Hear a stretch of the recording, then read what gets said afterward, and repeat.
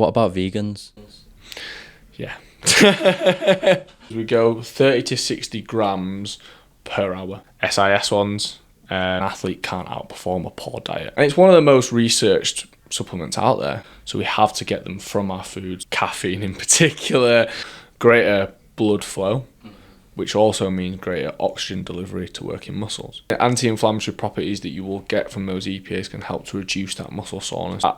The brain phosphocreatine that can potentially affect things like mood, also affect things like memory. Looking to improve performance, or are we looking to enhance recovery? In Schofield, I'm a performance nutritionist by trade. Okay, they have to have whey protein shakes every day. They have to have a multivitamin every day. Because, like I said, if you're taking it after the damage has already been done, sodium's king. Sodium is the one that you want to be replacing replacing your carbohydrate stores. Again, you want to maintain those electrolyte balances as well. Natural foods do have sugars in. Using one before, so make sure that you're starting hydrated. Protein powders can be used as a good recovery tool. Just paused it on him drinking a chicken shake. Just the red flag I always tell people to look out for in videos like this is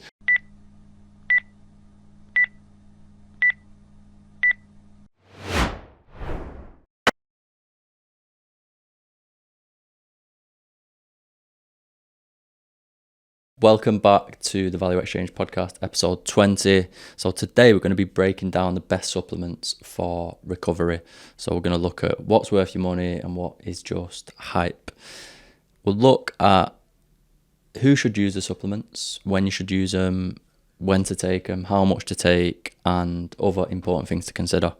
Today I'm joined by Eoin. Do you want to introduce yourself? Yeah, of course. So my name's Eoin Schofield. I'm a performance nutritionist by trade. So currently work with Lincoln City's first team, but also work quite a lot in youth sport as well. So work with Bradford City's academy, Leicestershire County Cricket, also associated with youth sport nutrition as part of their nutrition team. So delivering kind of education workshops and working kind of one-to-one with youth athletes to help improve performance, but obviously make sure the health is optimal as well. So basically, you know what you're talking about. Yeah, I like to think so, yeah. Obviously, with supplements, we all think, some people think we need them, some people think we don't. What role do they play in the diet? Well, the clue's in the name, really. They're there as an addition to an already healthy, well-balanced and optimal diet. I think a lot of people fall into the trap of using supplements as the go-to, and they do have a role to play in specific scenarios, which we'll jump into with the different array of supplements and stuff that you'll find out there. Because, I mean, ultimately, there's an old saying, I can't remember it word for word, but ultimately an athlete can't outperform a poor diet. So your diet is the foundation. If you're thinking about a pyramid, that healthy, well-balanced diet will be at the bottom because that is your foundation. And you've got supplements at the top where they're just almost like the cherry on top, really. They're not there to be the baseline and the foundation. They're there as an addition to that diet. Okay, so we need to be getting the basics right before we start to think about what supplements we need to take. Yeah, 100%. And I think that's where a lot of people fall foul, like particularly working with youth athletes. And I come across it quite regularly with parents where they think, okay, they have to have whey protein shakes every day. They have to have a multivitamin every day. Or I've seen this person, or I've watched the Premier League at the weekend. I've seen him using gels. Oh, my kid needs to be using these gels. And they're not wrong in saying that they have a role to play, but how important that role is in comparison to that general dietary intake is much smaller than people tend to think. And a lot of it is around education and that know-how, really. So it's also important to understand the role they play before we just take them because someone else is taking them. Yeah, 100%. And it's like you see your favourite footballer doing something like when you were a kid, you see them doing a certain football celebration. You think, oh, I want to do that when I score on a weekend. And it's the same in terms of that mirroring behaviour that I see with youth athletes nowadays as well in particular, and even some of the more kind of senior athletes. They might hear something on a podcast, or say, for example, I was speaking to a player the other day where they were talking about using kind of magnesium supplements, stuff like that, because they'd read it in an article in a magazine. I was like, first of all, I didn't know people still read magazines and bought magazines, but it shows you that people do think about it quite a lot, but knowing how and when to use those to get maximum benefit and maximum effect from them is the main thing. And how much of your role with them teams, obviously speaking to parents, is kind of busting myths, you know, trying to tell them social media is not the best place for nutrition information and things like that? Yeah, and a lot of it is, like I say, it's around education and having those conversations. A lot of what I do in terms of, like, say, for example, with Bradford doing group education workshops, they're great. But in those kinds of environments, a lot of the time it doesn't facilitate those young athletes being able to sometimes have that confidence to ask those questions. So that's where having those one-to-one interactions with an athlete or with parents, they're more able and open to asking those questions. And that's where they start to get more benefit from that understanding as well. Okay, so we've got the basics of the diet right. We've got a good diet, whatever that means. And we're thinking about supplements to either improve performance or enhance recovery. What are some of the key initial considerations we need to think about? Well, first off, you need to think about what your goal is for using that supplement. So like I said there, are we looking to improve performance or are we looking to enhance recovery? That's the first thing you need to ask yourself. Because there's lots of different considerations that you want to think about in terms of, is it backed by science? Is it safe to use as well, which I know we'll come on to, because you can, like we talked about with social media, there's lots of information on social media, but it doesn't mean it's the correct or safe information. But also the same is true with the actual supplement products that you can buy. I've had, use an example where a parent at one of the clubs I work at, bought a son like a multivitamin tablet that was meant to support growth. He sent me the picture and was like, "Oh, would this be okay to use?" And the first thing I said, "It's not informed sport. Don't use it." So you want to think about, why am I using it? The goal, is it performance? Is it recovery? Think about when you should use it and how you should use the actual practical application of it, and is it actually safe to use as well. Okay, you just mentioned informed sport. What does that mean? So Informed Sport is effectively a company that batch tests and makes sure that supplement products that are going out to market have been tested for any banned substances within sports. You can go onto their website. So say, for example, if you bought MyProtein's whey protein powder, for example, you can go onto their website, search MyProtein, isolate whey, whatever it is, whichever, if they've got a mass gainer, whatever it is, because they do loads of different variations nowadays, you can search that on their website and they'll be able to tell you whether it's been batch tested and give you that batch reference number as well. So you know that it's safe to use. And I always say to athletes, particularly youth athletes, because a lot of the time in my experience, older athletes that have maybe been in and around the sport for many years are more aware of it. There's still some that aren't, and you still have to have those conversations. But particularly for those youth athletes that maybe haven't even started their professional career yet, from a nutritionist point of view, they need to know, and I need to know that they need to be buying those supplements from a safe and recommended source. So making sure that there's not going to be any banned substances in there that could be getting them a 3-4 year ban from their sport, which ultimately, if they've not even made it into the professional level yet, could completely set them back or even potentially lead to them dropping out of the sport completely. Okay, and is that just relevant for athletes? What role does informed sport supplements play in someone like myself? I just like to exercise every day, run, gym, things like that. Do I need to be looking at supplements that are from informed sport? Yeah, I think it's always good practice to know that that supplement has been made with no contaminants in it. It's not going to have anything that's going to negatively impact your health and your well-being, because if you think about it, if a supplements company does maybe have something to hide, they're not maybe as recognisable, like a MyProtein, for example, or a Science in Sport or a soccer supplement, then realistically they're probably not putting the time and the effort into making sure that that product is 100% safe and 100% batch tested, and it's not going to have a negative impact on not just performance but health and well-being for the average athlete. So like I say, you runners or people like to go to the gym or people that just like to be active in general, really. And is there like a telltale sign there? Are supplements going to be tend to be cheaper if they're not informed sport tested? Is there kind of some financial cost for example, my protein to go, right, we need this batch tested? Yeah, there is that financial cost that is associated with getting that batch tested, because ultimately, once something has been batch tested, I mean, the process itself is going to be a costly one, first of all, because they have to do all the testing for it. But to get that informed sport label on your product, where universally that's recognised, okay, that is a safe supplement, that is something that I can use, and I know that it's been batch tested by informed sport. There is scenarios where there's companies that have maybe Photoshop those on there, so it's always best to double check and go onto the website with that batch number just to double check and be sure.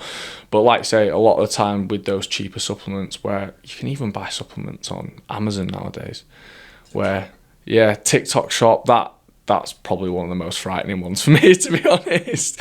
Even Amazon's bad enough, but buying supplements off TikTok shop, where realistically they're trying to hit a certain demographic with the advertising vehicle that they're using there, where they're maybe not as well informed about safe supplement use and where to find those best supplements and the use and application of them as well. So you talk about potential contaminants in the supplements, and that's why informed sport are there to prevent people, getting banned from the sport, from consuming things they don't want to consume, to make sure, all right, I want to take creatine, I know that I'm just taking creatine, not something else that's been put in, accidentally gone into the batch or whatever. I don't expect you to give me an exact percentage or number, but I remember a study on, they tested so many supplements and so many of them were contaminated. So it's quite common, right? Yeah, it is. I think I do remember the paper you're talking about, and it's quite an alarmingly high percentage of what you would think. You would think that because it's got a nice shiny label on it, they've obviously put a lot of effort into marketing it and making sure that it looks good. Surely the contents of it is good and safe as well. But that's only half the battle. Yeah. And that's where me as a nutritionist, but also athletes themselves, have to take it into their own hands, really, because ultimately, like, even me as a nutritionist, like, I could recommend a supplement to someone that hadn't been on informed sport. Let's just say, in theory, I would never do that, by the way. But ultimately, even if I had recommended that athlete take it, it's not me as a nutritionist that's going to get banned. Yes, it would ruin my reputation. But same with coaches. Like, a coach might recommend someone use a supplement. They might not be aware of informed sport and safe supplement use. But ultimately, it's the athlete themselves that pays the price for it. And it's no one else. It's that athlete that's going to potentially get a ban. Might affect their health or might affect the performance. So take accountability. Listen to people who know what they're talking about. Do your research. And I'll put the informed sport link in the description below. So anyone who's interested, you can go and check all the batches out on there. That's right. Yeah, 100%. And you'll be surprised about how many people don't know about informed sport, but they're universally recognised.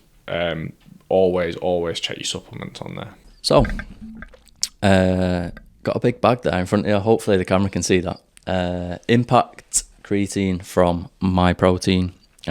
What is creatine? So creatine monohydrate is the most effective form of creatine, first of all. There's lots of different ones and new kind of trendy ones that you'll find out there. But creatine's effectively,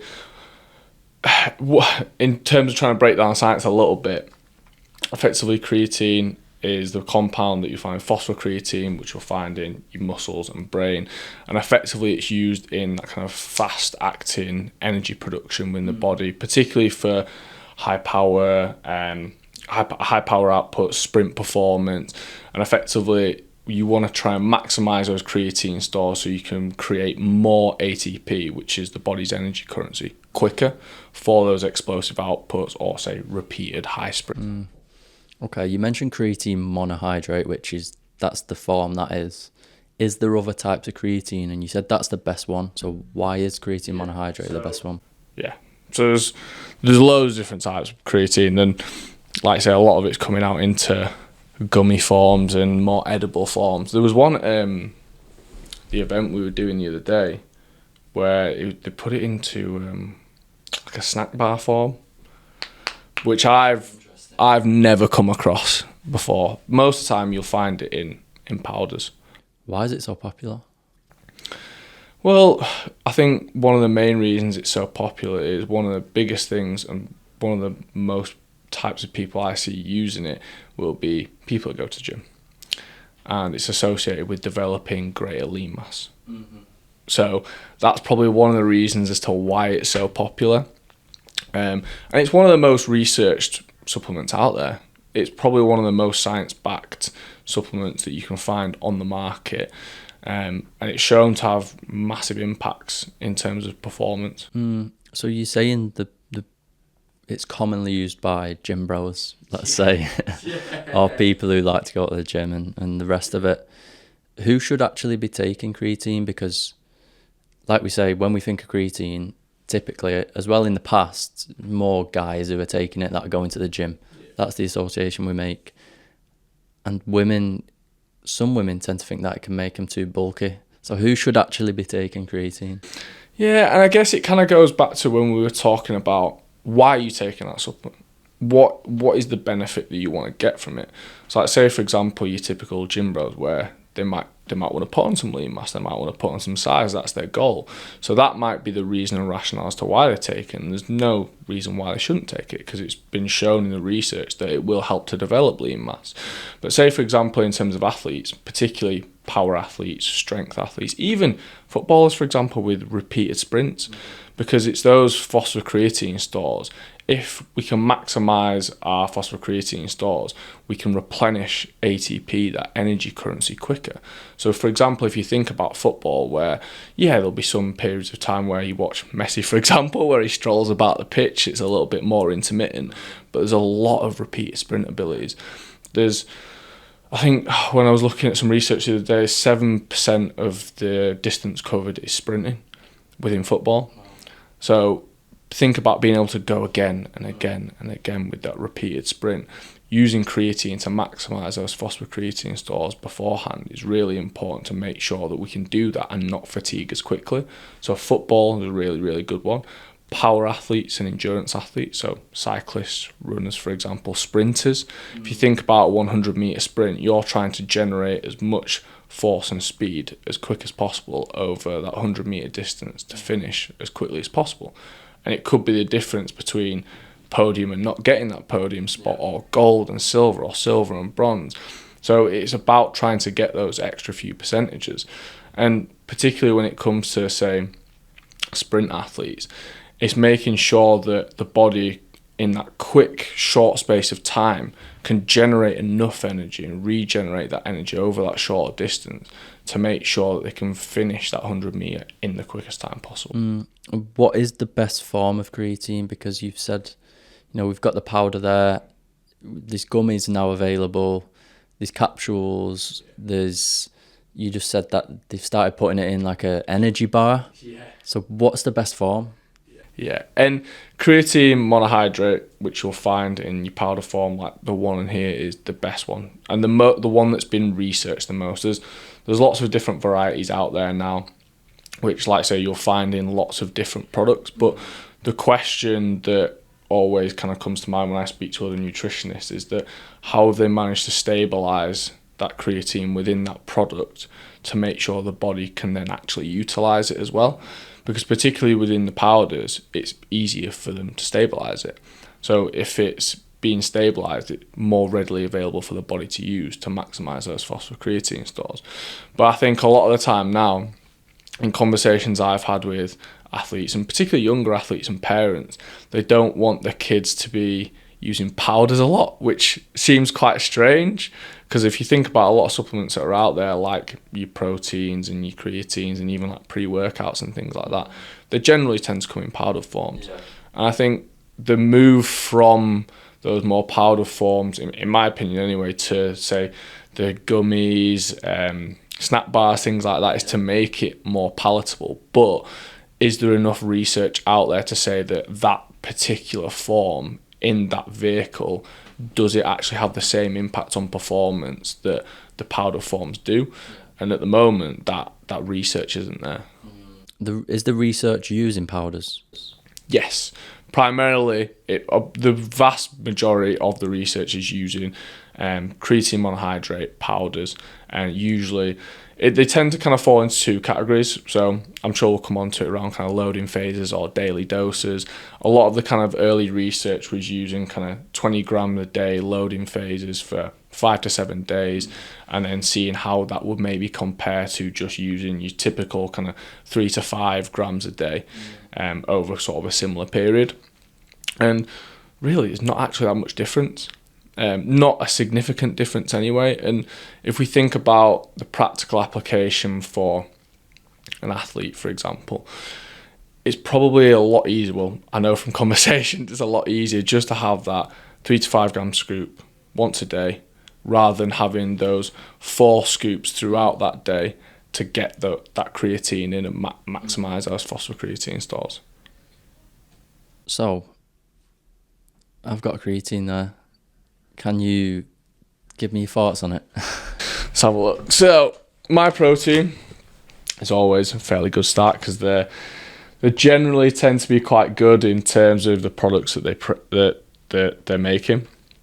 I think a lot of athletes I know will tend to default to my protein because it's one of the biggest brands out there, and this one I've used myself before actually, and it's something that because I don't particularly take creatine anymore. My goals are slightly different at the minute, but it is a fairly good product.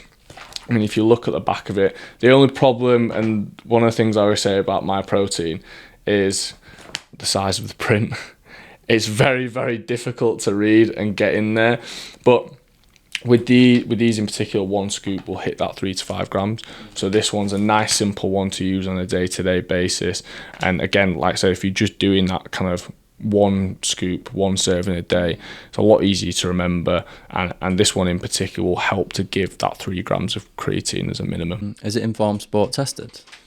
So this one, you have to have a look because this one doesn't have the Informed Sport label on there.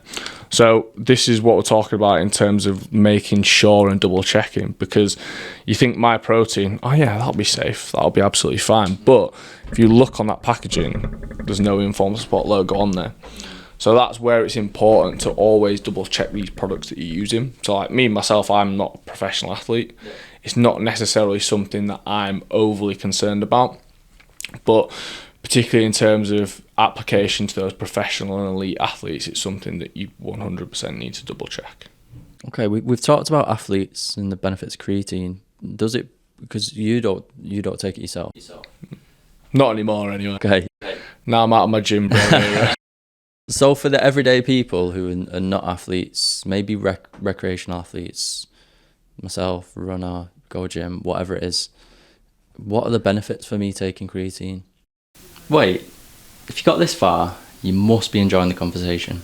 Make sure to hit the like button and press subscribe to show your support. Back to the episode. Well, like we mentioned earlier, in my experience, most average people want to put on lean mass. Yeah. That's one of the biggest ones. And even say, for example, you might get recreational athletes that aren't necessarily competing to an elite level, but they still like to compete, like they still like to do their own kind of events. So it might be that they still want to get those additional performance aspects, so like endurance athletes, for example. So there's one of my friends, he's a triathlete.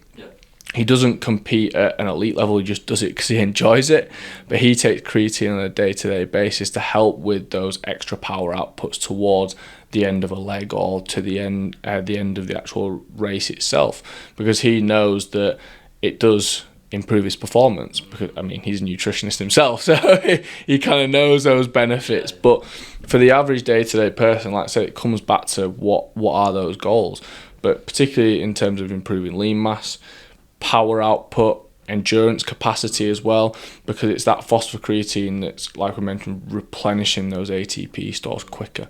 If you can replenish those ATP stores quicker, then it can help to improve that endurance capacity. And even just for someone who wants to improve their fitness, ultimately, if you can run or cycle for longer at a higher intensity, in terms of improving your engine, your cardiovascular fitness, it's going to help to improve that quicker if you can maintain those higher outputs for a longer period of time.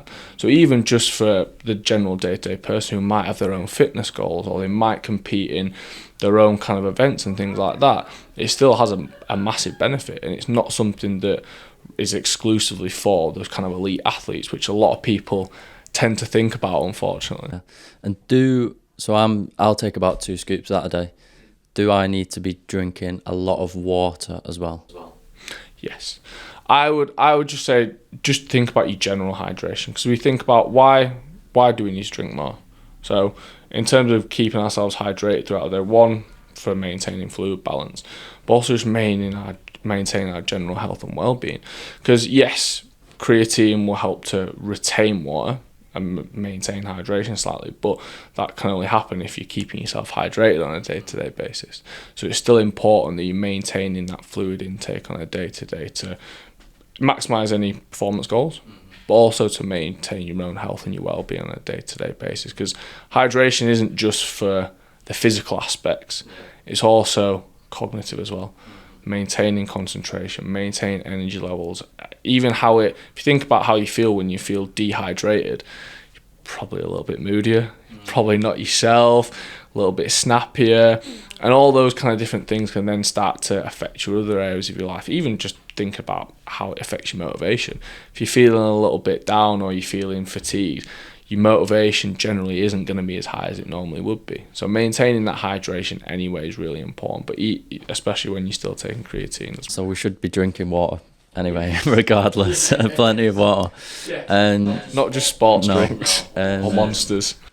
So we've spoke about the benefits of creatine for like performance aspects, but there's research now being done beyond performance. Do you want to kind of just touch on that a little bit? Yeah, so interesting. So I've just completed my Masters at Manchester Met. Obviously, we went to Manchester Met, and there's some interesting research going on there at the minute. It won't be published for some time yet, 'cause it's part of someone's PhD research, but looking at phosphorus creatine stores, and I didn't mention it earlier, but phosphorus creatine tends to get stored in 1 or 2 places: in your brain, but also in your muscles as well.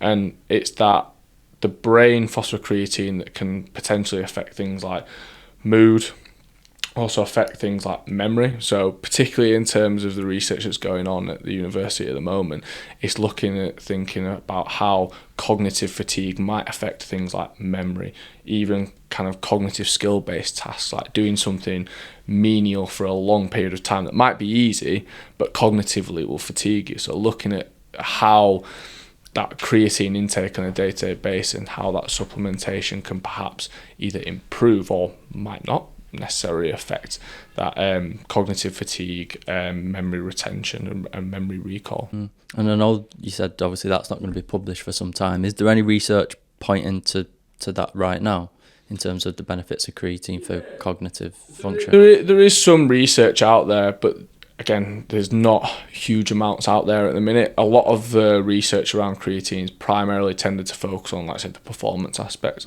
But I think you could even throw that cognitive side of things into the performance aspects, really. Because, I mean, if you think about sports that are out there that still require, like, concentration, cognitive focus, like, say, for example, golfers. Golfers, you're playing 18 rounds, you might be playing in ridiculously hot temperatures sometimes where you're potentially coming dehydrated, so maintain that fluid intake like we mentioned, but maintaining that cognitive focus to maintain that skill for such a long period of time takes a lot of mental energy. And there was a golfer recently, I can't remember who it was, you might be able to remember. No, I see. I was discussing it with a colleague of mine recently where they were literally walking around with a creatine, like just taking creatine throughout the day to help maintain that kind of cognitive side of things, as well as obviously, like I said, the power endurance aspect, because it helps in whether it was placebo or whether it was an actual effect that he was experiencing, he was getting that kind of benefit from it. And that's one of the things that you can almost caveat with, particularly some of the supplements we'll talk about today. Is it an actual physical effect, or is it more of that kind of psychological placebo effect? And I'm not going to ask you for a recommendation regarding this, But what are the dosages that they're currently looking at in terms of creatine benefit in the brain? Because we spoke about exercise. You said 3 to 5 gram daily. If you don't need to do a loading phase, but if you do, you're looking at 10, 20 grams over a certain period of time. What dosages are they looking at in terms of that benefiting cognitive function? So a little bit like the research on performance, they're looking at both. So looking at those higher dosages through a loading phase and whether that has any impact versus the kind of general daily dose as well. So either 3 to 5 or, like I say, those 10 to 20 gram doses. So they're generally tend to be the ranges that we work with within creatine, to my knowledge anyway. For a gym bro, let's simplify a creatine protocol. How much? When should they take it? Mm-hmm. What form they should be using? Mm-hmm. And the type. So the form, I'm talking about gummies, and then the type, you know what I'm talking about. So like, personally, I would always go with creatine monohydrate for starters. Most research backed. Most researchers show that it actually helps to improve those performance aspects in terms of endurance, power, strength, lean mass, etc. Powder form as well, like we talked about a little bit earlier. The research around those other vehicles for that creatine, there's not a huge amount out there at the minute, so always stick to the science and what the science is saying for those benefits. And to make it really simple, you've got to think about yourself as an individual. And say, for example, if you are doing a loading phase where you're looking at 20 grams a day throughout 5 4-gram doses throughout that day, are you going to remember to take those doses? Yeah. And if we, again, look at the research and think about the research, if there isn't a significant difference between doing that loading phase and just doing your 3 to 5 grams daily, then you've got to think about for yourself, is it realistic for me to get in that 20 grams on a day-to-day basis when it's realistically not going to give me huge benefits over the 3 to 5 gram dose daily? And again, in terms of that dose, in terms of the scoops that you're using, always check the label of the product that you're buying. Some of the scoops might be different sizes, it might be different doses, so always double check that as well. Most of them generally tend to be 1 to 2 scoops. And what I always tend to say to my athletes that do use it is do it first thing in the morning. Once you've done it first thing in the morning, it's done. It's out the way then. Have it with your water at breakfast time, for example.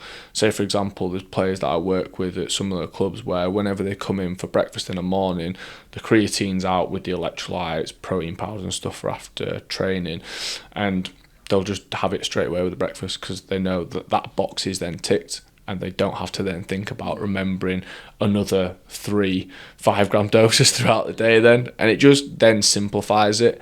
And like we said, there's no, if you're comparing that loading phase to that kind of daily dose of 3 to 5 grams, there's not a huge amount of difference in there. So it's thinking about what works for you as an individual. But I would always go with that daily dose, 3 to 5 grams, creatine monohydrate, powder form, with your breakfast in the morning. Love that. You came back around and you put it all together. So next section is myth busting for creatine. I've heard so much nonsense around creatine, so I just need you to bust these myths for me. Number 1, creatine is a steroid. No, it's not a steroid, first and foremost. Creatine causes hair loss. No. There's one study that we were talking about earlier that early on into research found that it increased DHT, but because DHT can lead to hair loss in the long term, but there's no kind of realistic science backing that up long term. And no studies have replicated that. Cool. Creatine damages your kidneys. No. Not unless you've already got a pre-existing kidney problem, in which case, if you were going to take creatine, consult with a health advisor or a doctor first and foremost. Creatine causes dehydration or cramps. No. We've touched on that one already. You need to do a loading phase. No. Definitely don't need to do a loading phase. Again, going back to what we talked about earlier, do what works for you. All creatine is the same. No. As we've said, there's loads of different types of creatine out there. Always go for creatine monohydrate. Most researched, most science backed. Stick to what the science says. Creatine is only for gym bros. No. As we've already touched on, whether it's general public, depending on what your goals are, if you want to improve your fitness, if you want to improve your endurance capacity, strength, power, whatever it is, elite athlete, general population, feel free to use it. So I hope that answers all your questions regarding creatine. If you have any more questions, submit them in the comments below and we'll send them to Eoin. On to the next section, we're going to look at omega-3s. Obviously, we're looking at it from a general health perspective and a performance, maybe recovery perspective. First and foremost, what are omega-3s? So omega-3s, there's two different types you'll find, EPA and DHA. So EPA in particular is more kind of around heart health, whereas the DHA is more around kind of brain health, cognitive health, eye health. And ultimately, they're labelled as the essential fatty acids. So that's what they effectively are. They're a fatty acid. And they're labelled as essential because the body can't synthesize them itself. So we have to get them from our foods, or as some people might do, from the supplements. Primarily, you tend to get them from oily fish. So salmon, all the bad smelling fish if you don't really like it. So mackerel, sardines, tuna, even kind of smaller amounts in nuts and seeds as well. But the kind of best natural source that you'll find are going to be those oily fish, which pose its own issues, particularly when you come to youth athletes and getting those omega-3s. And because like I say, you have to get them from your diet. The body can't produce them itself. Yeah, let's simplify that a little bit. So you're saying omega-3s are fatty acids. What are fatty acids? So fatty acids are basically a fatty compound that you find in your fat products, like I mentioned, from your fish products. You'll find them in saturated fat products as well, unsaturated fat products. There's lots of different types of fatty acids. Generally, people label them as the essentials, which is your omega-3s. Your non-essentials, which the body can produce itself anyway, so your unsaturated and your saturated fats, or the good and the bad fats. So omega-3s is something we all need daily. They're essential fatty acids which we can't make ourselves in the body, that's right? Yeah, 100%. Okay, and the sources, you've said fatty fish and nuts, things like nuts and seeds is smaller amounts in. Yeah. Does everyone need them? Yeah, everyone needs them, and particularly in my experience, a lot of it is particularly for omega-3s around growth, development, maturation, and particularly for youth athletes, that's where it can get complicated. In my experience, anyway, if I'm comparing kind of older, more experienced athletes, kind of youth athletes, we probably all know some niece or nephew or younger cousin that might be a little bit of a fussy eater, where they don't particularly like those sources we've mentioned there, so your fish, your nuts and your seeds and things like that, where it can then make it more difficult to get those omega-3s in on a day-to-day basis. And we should be aiming for 2 to 3 grams on a day-to-day basis, but that's where it might get confusing, because on a lot of your labels it'll be in milligrams. So looking at 200 to 300 on a day-to-day basis if it's in milligrams rather than grams per day. But yeah, I think everyone does need to take it, because ultimately, or not necessarily take a supplement, but get it from their foods if they can. Like me as a nutritionist, I'm all about food first. Like we talked about at the start, your diet is the foundation, and those supplements are the cherry on top. But there are maybe those scenarios, particularly with things like omega-3s, which I'm sure we'll come on to, where they might be necessary because you're not getting them from your diet. Okay, couple of things. You told us the kind of daily dosage we need, and you said milligrams and grams. We don't understand this. I've got some omega-3s here. So my protein, essential omega-3s, what's the dosage on there? And if I was to source my omega-3s only from supplements, how many of them would I need a day? So these ones, to be fair, total omega-3 fatty acid content, 300 milligrams in one soft gel. So one of these tablets on a day-to-day basis, 180 grams of EPA, 180 milligrams, 120 milligrams of DHA.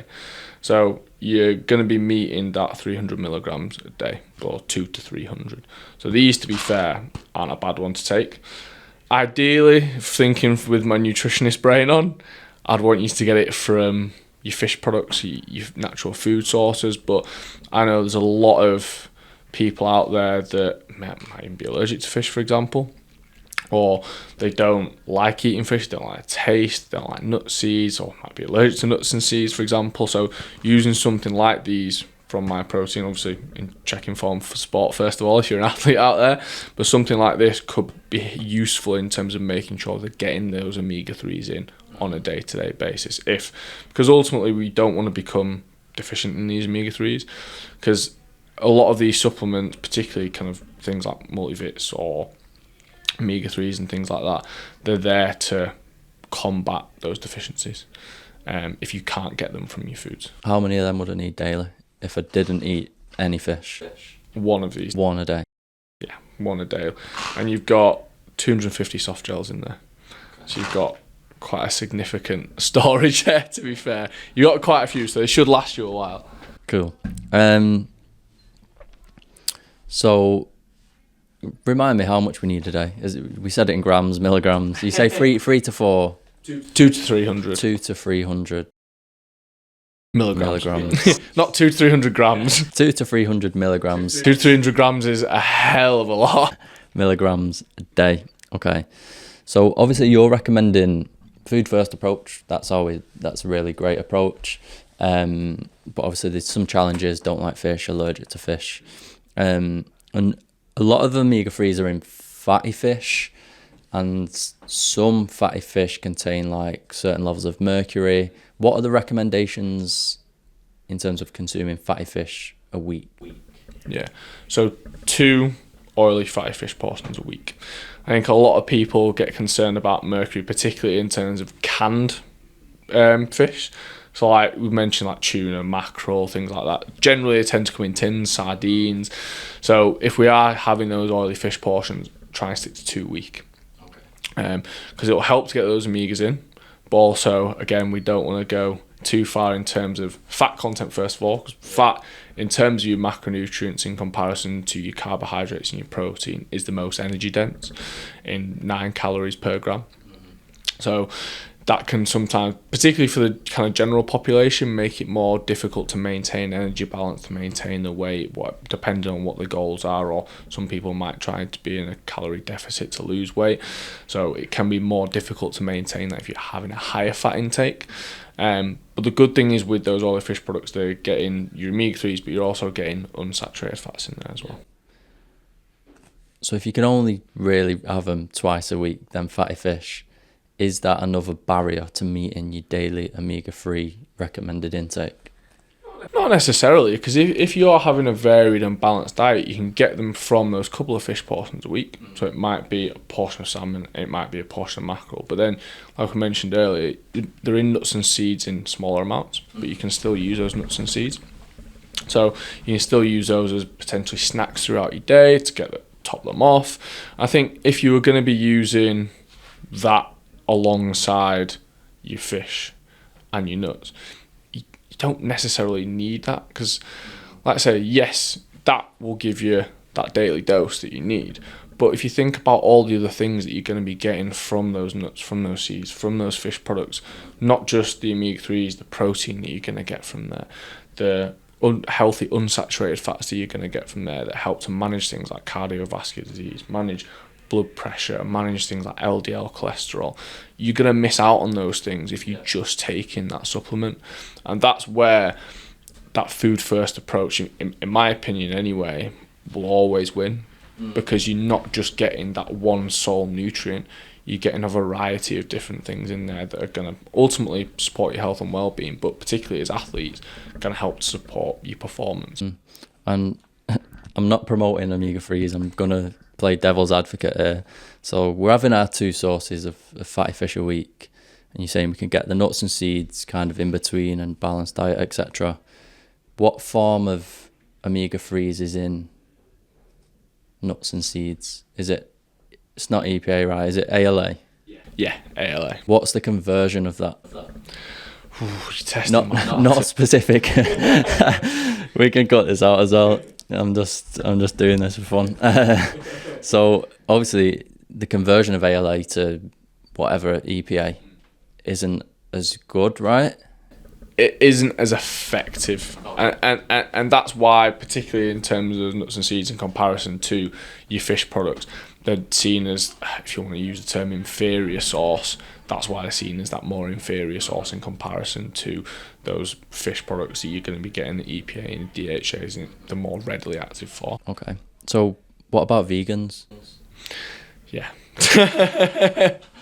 Vegans, that's where it gets very, very difficult, because you can get vegan alternative omega-3s, and for vegans who, say for example, are allergic to nuts, I probably have a little bit of a look into those vegan alternative omega-3s, because like we said at the start, they're essential to your health and well-being. They're an essential nutrient. Your body's not going to be able to produce them itself, so you need to get them from some source of your diet. And if you are someone who is a vegan athlete or a vegan person, definitely have a little bit of a look into those vegan alternatives, because you still need to get those omega-3s in on a day-to-day basis. And as we mentioned, you're not going to get the same quantity of those EPAs and DHAs from those nuts and seeds.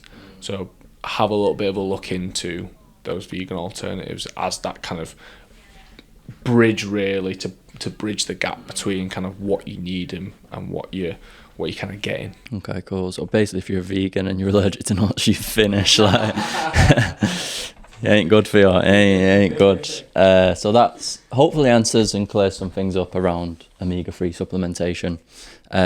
Actually, one more question. I forgot to even ask this. I don't think I wrote it down. Benefits for recovery.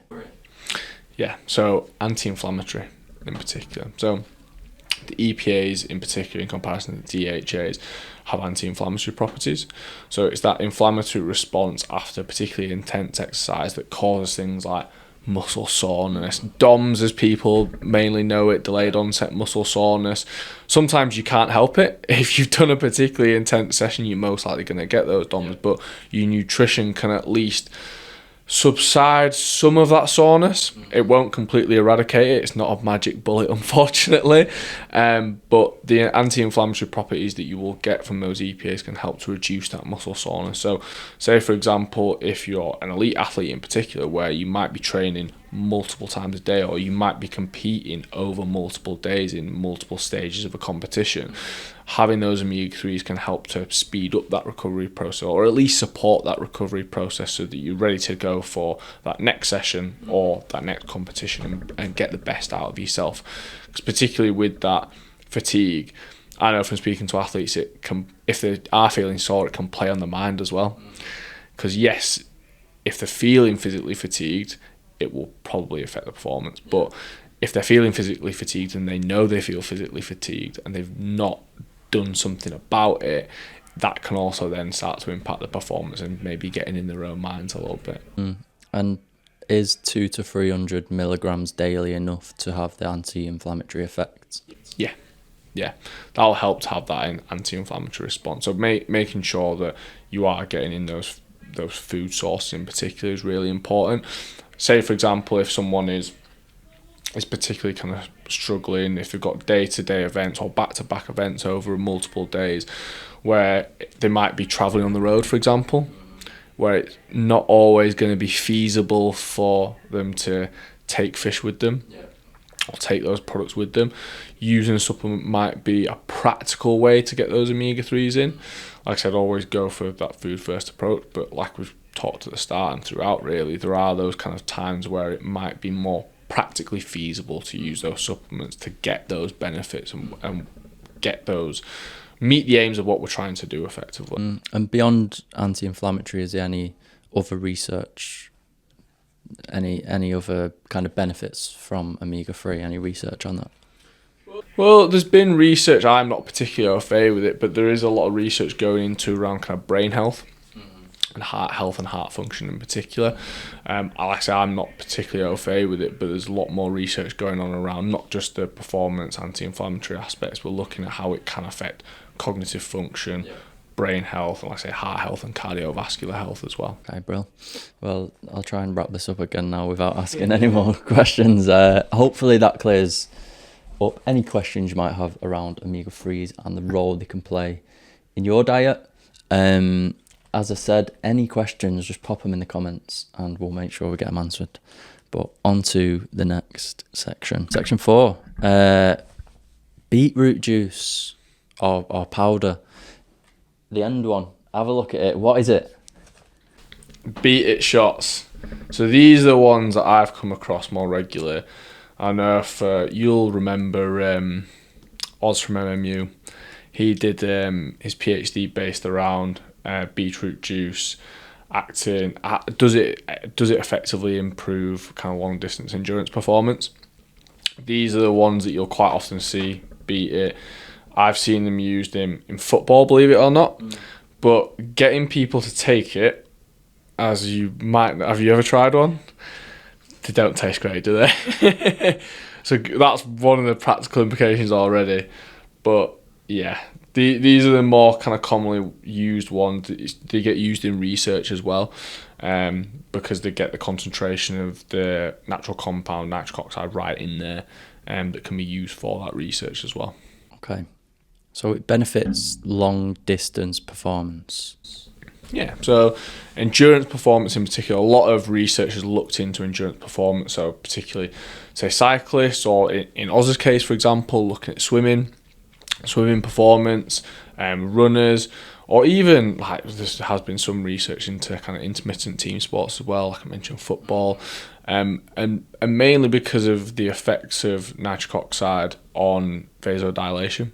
Okay, let me stop you there, because I understand, but so this beetroot juice is concentrated, and that contains nitric oxide. Is that what you're saying?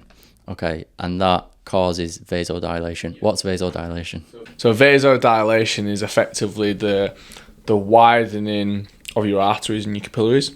Okay. So if you think about in context, so if you use an example around if someone's got high blood pressure, if they've got high cholesterol, for example, so particularly LDL cholesterol, where it causes plaque around your arteries and it narrows that kind of gap in between, which increases that blood pressure and reduces the blood flow.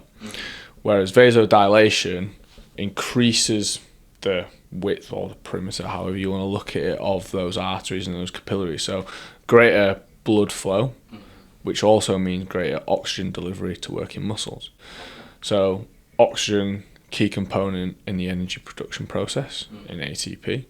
So if you think about it anecdotally, if you've got greater blood flow, greater oxygen delivery to working muscles, you would think that would improve long distance endurance performance because of the greater oxygen and blood flow delivery. Okay, and dosage is one of them enough to have that effect? So dosage, but normally what you would look at, some research, I mean, we can go into it, has looked at kind of the timing of taking it. Generally, you look at 2 to 3 hours before, and different dosage. But I've got in here 300 to 600 milligrams of nitrate a day. But usually you might split it into 2 to 3 servings. So you're saying 3 to 4 hours before long distance exercise, you should be taking 3 to 600 milligrams a day for 3 to 7 days as a loading phase to begin with. Okay. So what that effectively does, it increases your circulating nitric oxide content, and then it can help with that vasodilation on the day of that performance. So you'd have one on that day as well, 2 to 3 hours prior. Okay. And is this something we need to try in training? Something you would definitely, I mean, with any supplement really, particularly when it comes to things like nitrates, caffeine in particular, cherry juice, which we'll come on to, a lot of time things that can cause gastrointestinal issues, so stomach pains, cramps, or even with caffeine, as I'm sure we'll talk about at some point, headaches and things like that as well. Because ultimately you don't want to, the most important thing for an athlete is performing on that day and performing to their best, to make sure if it's in terms of competition for podiums, you get on that podium. If it's in a race, you finish that race first. So always test them in training first, to test your own tolerance to it. Because particularly with things like beetroot juice, which I know we kind of briefly discussed before film, I'm sure we'll get into, is the responders v non-responders. So you might actually be taking it, it might not give you any additional benefit, but it's actually causing you detrimental things that will be detrimental to your performance, like those gastrointestinal issues. Okay. Who should consider taking beetroot juice? So particularly endurance athletes. So particularly say for example, you've got your triathletes, long distance runners, long distance cyclists, because at the end of the day, it's that vasodilation and that oxygen, that blood flow delivery that helps with that endurance capacity long term. So say for example, if you were a powerlifter where you're doing short, sharp movements, you wouldn't necessarily need to take something like beetroot juice, because you're doing something over such a short movement, a short period of time, where realistically you're better off taking things like creatine, where it helps with that power and that strength output. Yeah, whereas with beetroot juices and nitrates, they're not really conducive with that type of performance. It's more that kind of endurance capacity, prolonging time to fatigue. So if I'm running a half marathon, would you recommend? It goes to really whether you can tolerate it. Because like say for example, if you were going to run a half marathon, would you take anything else whilst you were doing that half marathon? During or before? During. Probably some gels. Yeah. So one of the things, like we talked about, the gastrointestinal issues that might cause. On top of that, if you're taking gels as well, if you may be taking caffeine gels or carbohydrate gels, that can then increase those gastrointestinal issues that you might be having, which will impact how you're feeling and the time that you're maybe trying to achieve. So whilst it might improve that performance, you've got to think of the practical application. Can I tolerate it? Okay. And that's where you might test it on one of your training runs, those more longer runs. And obviously that's a concentrated juice. I've seen powders, I've seen capsules. I don't know if I've seen capsules, but they definitely exist. Everything exists these days. What form should we be taking if we are considering taking it? The ones that get used more regularly, particularly in research and were research backed, are the capsules or the shots. I'm sure there's powder forms out there. I've not personally come across any powder forms previously, particularly when I've been kind of reading around the research for it. It primarily tends to be the capsules or the shots themselves. So I would always go with what the research is saying. Go with the shots or those capsules. And are we looking at like incremental improvements, or are we looking at, I've ran an hour and a half marathon, and that's going to make me run an hour and 25. And it really depends. Like a lot of the research out there, I've kind of referenced it already, the kind of responders versus non-responders. And to be honest, from looking at the research, it looks as though those that are more highly trained, so the elite athletes, might only experience, if they do experience any at all, really kind of small percentage gains. We're talking like 1-2%, which in an elite field might give you that benefit, might be the difference between first and second, for example. But it tends to look like from the research that most responders tend to be those non-elite recreational athletes. So say for example, if you're, like you mentioned there, if you're a recreational athlete looking to run a specific time for a half marathon or a marathon, there might be some benefit to you taking it, because it might help to improve that performance and improve that time. But again, whether you respond to it is another thing. And there's no kind of rhyme or reason at the moment, from my knowledge, as to why people are either responders or non-responders. It tends to be looking at how physiologically adapted you are as an individual. So say for example, if you've got an elite athlete who's training multiple times a day, ridiculous hours during the week, like say for example a triathlete where they're training 3 different modalities, training 2 of those usually on a day-to-day basis, and really, really ridiculously high outputs. You would expect that person, in terms of their physiology and adaptations, to be kind of towards that top tier. Whereas a person who isn't training that much, isn't getting those stimulus to get those adaptations, you give them something like this, which will help to increase that vasodilation and help to increase that nitric oxide within that blood, you would expect them to see more of those benefits. Does that sort of make sense? So I guess with the responders and non-responders, are you saying that some people will take it and won't see a benefit, effectively, and some people will take it and see a benefit? yeah. Okay, cool. Obviously, you mentioned GI distress. It tastes horrible, by the way. FYI. Is there any, and this is anecdotal, this is not research. You've tried this before, right?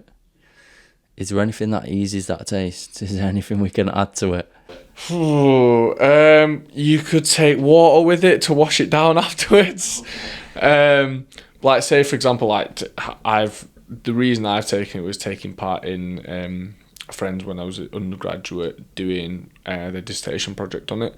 So at that point, you don't want to, you can have water after it to wash it down, but you don't want to take anything that might interfere with the results of that project. So something sweet, for example, so you might want to have, I don't know, Lucozade afterwards just to wash down the taste and get rid of it.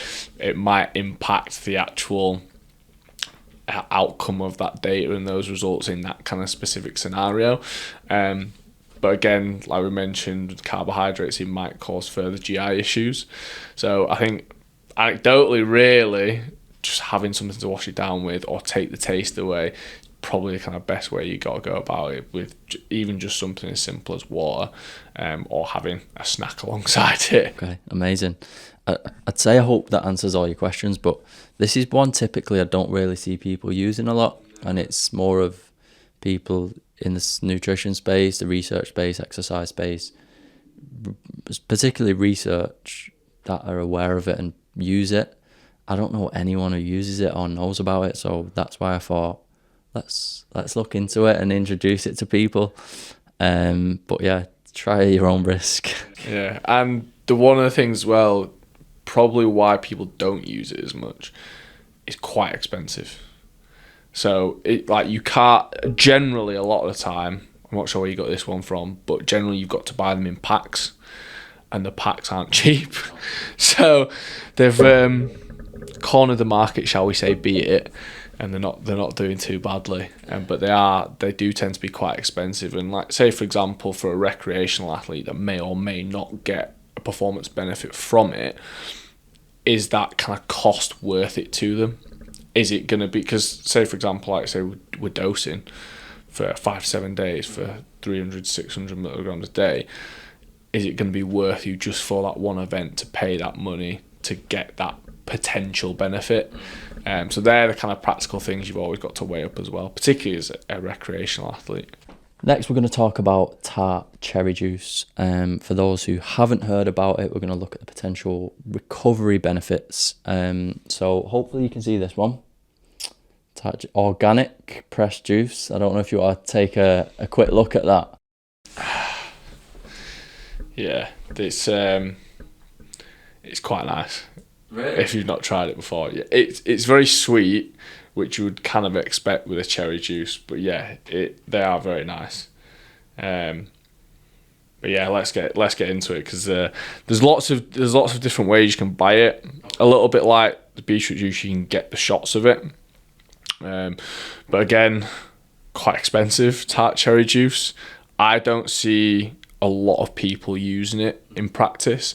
Again, it's probably one of those things that's more within a sports science nutrition space. People tend to talk about a bit more and are more aware of it, and aware of, like say, how it might impact recovery, muscle soreness, etc. But not something that a lot of the general public are maybe aware of, unless they may be into the nutrition and thinking about how they can maybe get those marginal gains. So can you tell us how it's relevant to performance or recovery? So particularly in terms of recovery, the polyphenols that you will get within that tart cherry juice can act as an anti-inflammatory. So we've talked about anti-inflammatory response a little bit with the omega-3s, and it's that anti-inflammatory response and dealing with what we call free radicals to help reduce and manage signs of muscle damage. So creatine kinase is used in research a lot to assess muscle damage. So as I was saying, like the anti-inflammatory response helps to reduce that muscle soreness. Some of the research has shown that it can reduce markers of muscle damage, so creatine kinase, which is a compound that's released when the muscles have been damaged. So it's commonly used within research looking at how certain types of activity or certain exercises might impact markers of muscle damage. And then looking at certain supplements, so say for example Tart Cherry Juice, and how they might dampen or reduce those markers of muscle damage which would associate with that soreness and that anti-inflammatory response. So you're saying in research that they're doing exercise to cause that stress, then they're essentially doing a blood test of the person that's done the exercise, looking at the creatine kinase levels, and that is then a marker for muscle damage. Yeah, exactly. So like in research, you'll typically do something very, very difficult.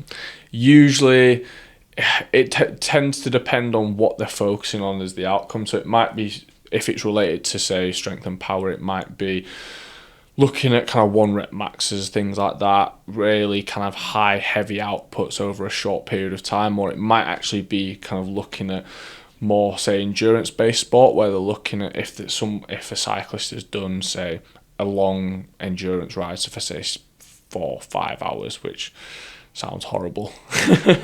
I know a few people that do it on a regular basis, so props to you guys.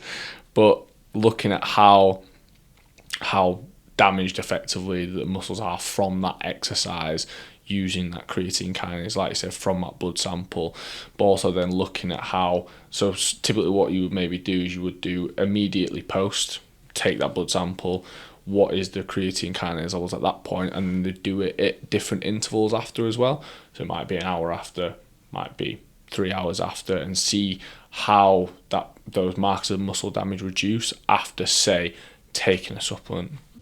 And how relevant is it to recreational athletes? So if I'm running a half marathon and I want to recover faster, is it worth taking? No. In my personal opinion, with, like I say, the cost that's associated to it, and realistically, unless you're going to be doing back-to-back marathons, or if you've got something else to do physically the next day, it's probably not worth it. Yes, it will help with that muscle recovery and that anti-inflammatory response and reducing those free radicals. But do you need to recover that quickly for another event? That's kind of weighing up whether you need it or not. Because as long as you're getting your nutrition right after that half marathon or after that marathon, yeah, you're still going to have DOMs. Your nutrition can't completely eradicate that physical response and that physical feeling, but it can help to support that recovery so that you can recover quicker. If you had another event, say a few days after, it's probably quite a good idea, because if you think about, if you can recover that a little bit quicker, then you can start to prepare for that event that little bit quicker. So rather than, say for example, if without the cherry juice your recovery ends there, but if you take cherry juice, your recovery can end there, then if you've got that event that next day or the next couple of days, then it's probably worth it. But again, I guess it's coming down to you as an individual and whether you feel like it's worth it for kind of the scenario that you're in and the aims of what you're trying to do. Okay. So in November, I'm running 12 kilometers a day. Would that then be beneficial for me to take? I think probably, yeah. For how long are you doing it for? The whole of November. The whole of November? Whoa. Yeah. I mean, on top of making sure your diet's right, it probably is something you could look at. Because, again, if it is going to help to provide that benefit and it's not going to cause any GI issues, which I'm sure, like most supplements that we've talked about, they sometimes do, then it would be something that you could look at. Because, like I say, it's that back-to-back, getting ready to go again and again and again. And that's that muscle soreness and that muscle damage. That's going to make it difficult for you to continue to go in at that same rate. Because you trying to do a specific time, or you're just doing 12k? Just 12k a day. Yeah. Because even still, like, it will help with that recovery process and make sure that you're ready for that next 12k. Because I imagine by the time you get halfway through the month, your legs are going to be killing anyway. So any kind of additional thing that you can take within reason that's research backed, then by all means that will help. Yeah, so if I take the concentrated tart cherry juice, how much should be taken a day? So 480 mils a day. And what you would like to, on the day, take it a few hours before, but also do some loading for 3 to 5 days beforehand as well. Just to make sure that you've got a sufficient amount of those polyphenols to have that anti-inflammatory effect and make sure it's going to help that recovery and reduce that kind of muscle damage as well. Right, that was going to be my next question actually, because you might think of, if it's for recovery, why am I not taking it afterwards? Is it because you want those substrates circulating in the blood for when you... Yeah, effectively. Because, like I said, if you're taking it after, the damage has already been done, if that makes sense. Whereas, like, say, for example, if you were going to use whey protein's fast absorbing, fast acting, so you could take a small amount beforehand, but really most people generally tend to take it after a workout or after a training session, because it's that fast acting. Whereas with the tart cherry juice, you want to have it beforehand, so like I say, it's circulating already and it can deal with that damage once it starts to happen. And is it natural? Can I just take that every day? Obviously minus the GI distress I might face. Yeah, it's something you could take every day, but the thing you want to be conscious of, and particularly people that are maybe more recreational athletes and aren't having really high training loads on a day-to-day basis, where they're expending lots of energy, is thinking about the sugar content of it. Although it is natural foods do have sugars in, particularly your fruits, bananas, cherries, for example. So it's just being conscious of how often you're having that and thinking about, okay, am I using this for a specific event rather than using it kind of on a day-to-day basis. Like, say, for example, with you in November, you're going to be running 12k a day. So realistically, it's not going to have a massive negative impact because of the outputs that you're going to be doing. And actually, that sugar can help to provide that little bit of extra energy. Whereas for someone who's maybe just using it for a specific event, using it for those few days before will help. But using it on a day-to-day basis chronically, we've just got to be aware of that kind of sugar content in there and how that can affect your daily calorie intakes. Okay, amazing. Similar to beetroot juice, I don't see anyone really using this. Never heard of anyone really talk about it, so wanted to bring it to the table because obviously it's research backed. So I appreciate you answering them questions on that. Next up is electrolytes, which is going to be an interesting one because I see a lot of people using them, loads of different types, different times, etc., etc. So I've brought some down. I've got the liquid IV ones, and I've got the Science in Sport. And what's this other one? I've got the zero ones, which is caffeine as well. Okay. So I'll start with this one. Okay. Because this is the caffeine one. Yeah. So this is something that I normally see people use for hangovers more than anything else. I've never seen, like, it's not informed sport for starters. I've never seen any athlete use these in particular. A lot of athletes, if they're going to be using caffeine, will either use caffeine shots or caffeine gums quite a lot of the time now. Caffeine gums, fast absorbing, gets absorbed within your mouth. You can normally take it around kind of half an hour before. Shots takes a little bit longer. You want to take it about 45 minutes before. But putting these two things together, electrolytes and caffeine, particularly if you struggle with GI issues, probably not the best thing. Because if you take a lot of electrolytes, it can sit quite heavy in your stomach. I don't know if you've experienced it before, but I have.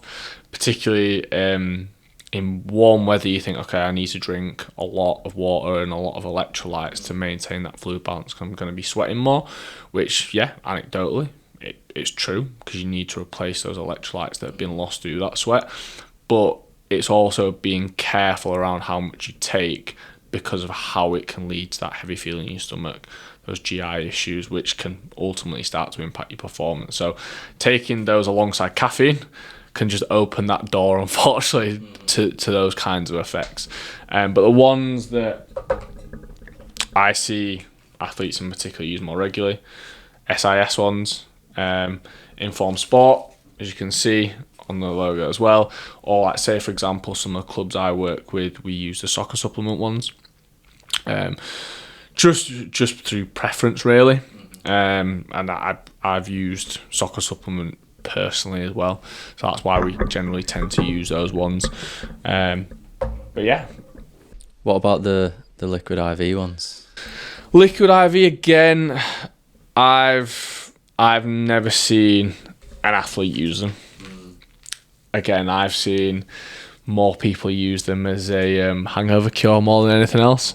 Again, mainly because they're not informed sport for one. But I think people are they're more readily aware of your brands like your SIS, your soccer supplements, so they're more inclined to actually use them.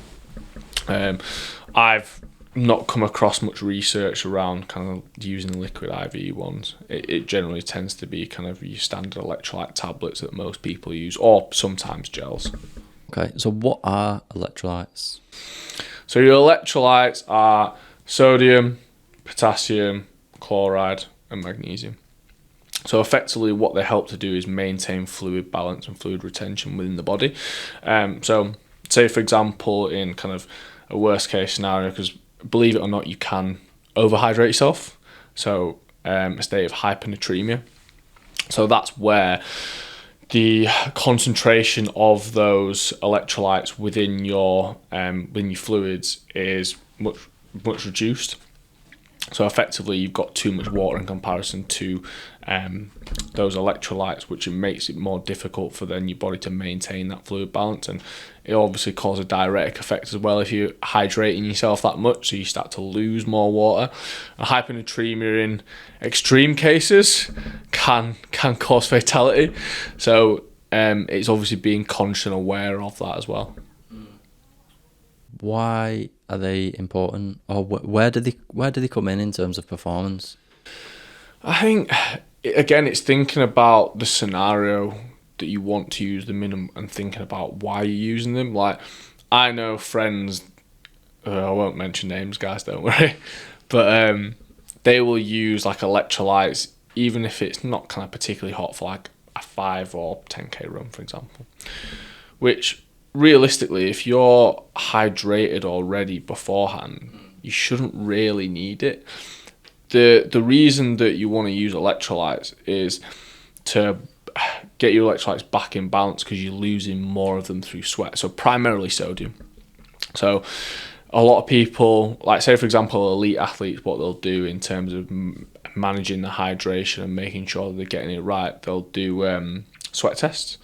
So effectively working out how much salt they're sweating out through their sweat, which I don't know if you've done the test at all before. It's not particularly nice. You've got to wear like a sweatsuit. You've got patches on you, and you basically go round and round on a static bike for a set amount of time. And then the patches get taken off and tested to see how much sodium's in there effectively. And a lot of kind of elite upper end athletes, where they've not got to worry about budgets and things like that, will do those sorts of things, because it's those extra little percentages that can help them to be truly kind of elite and make sure that they're the top of their sport.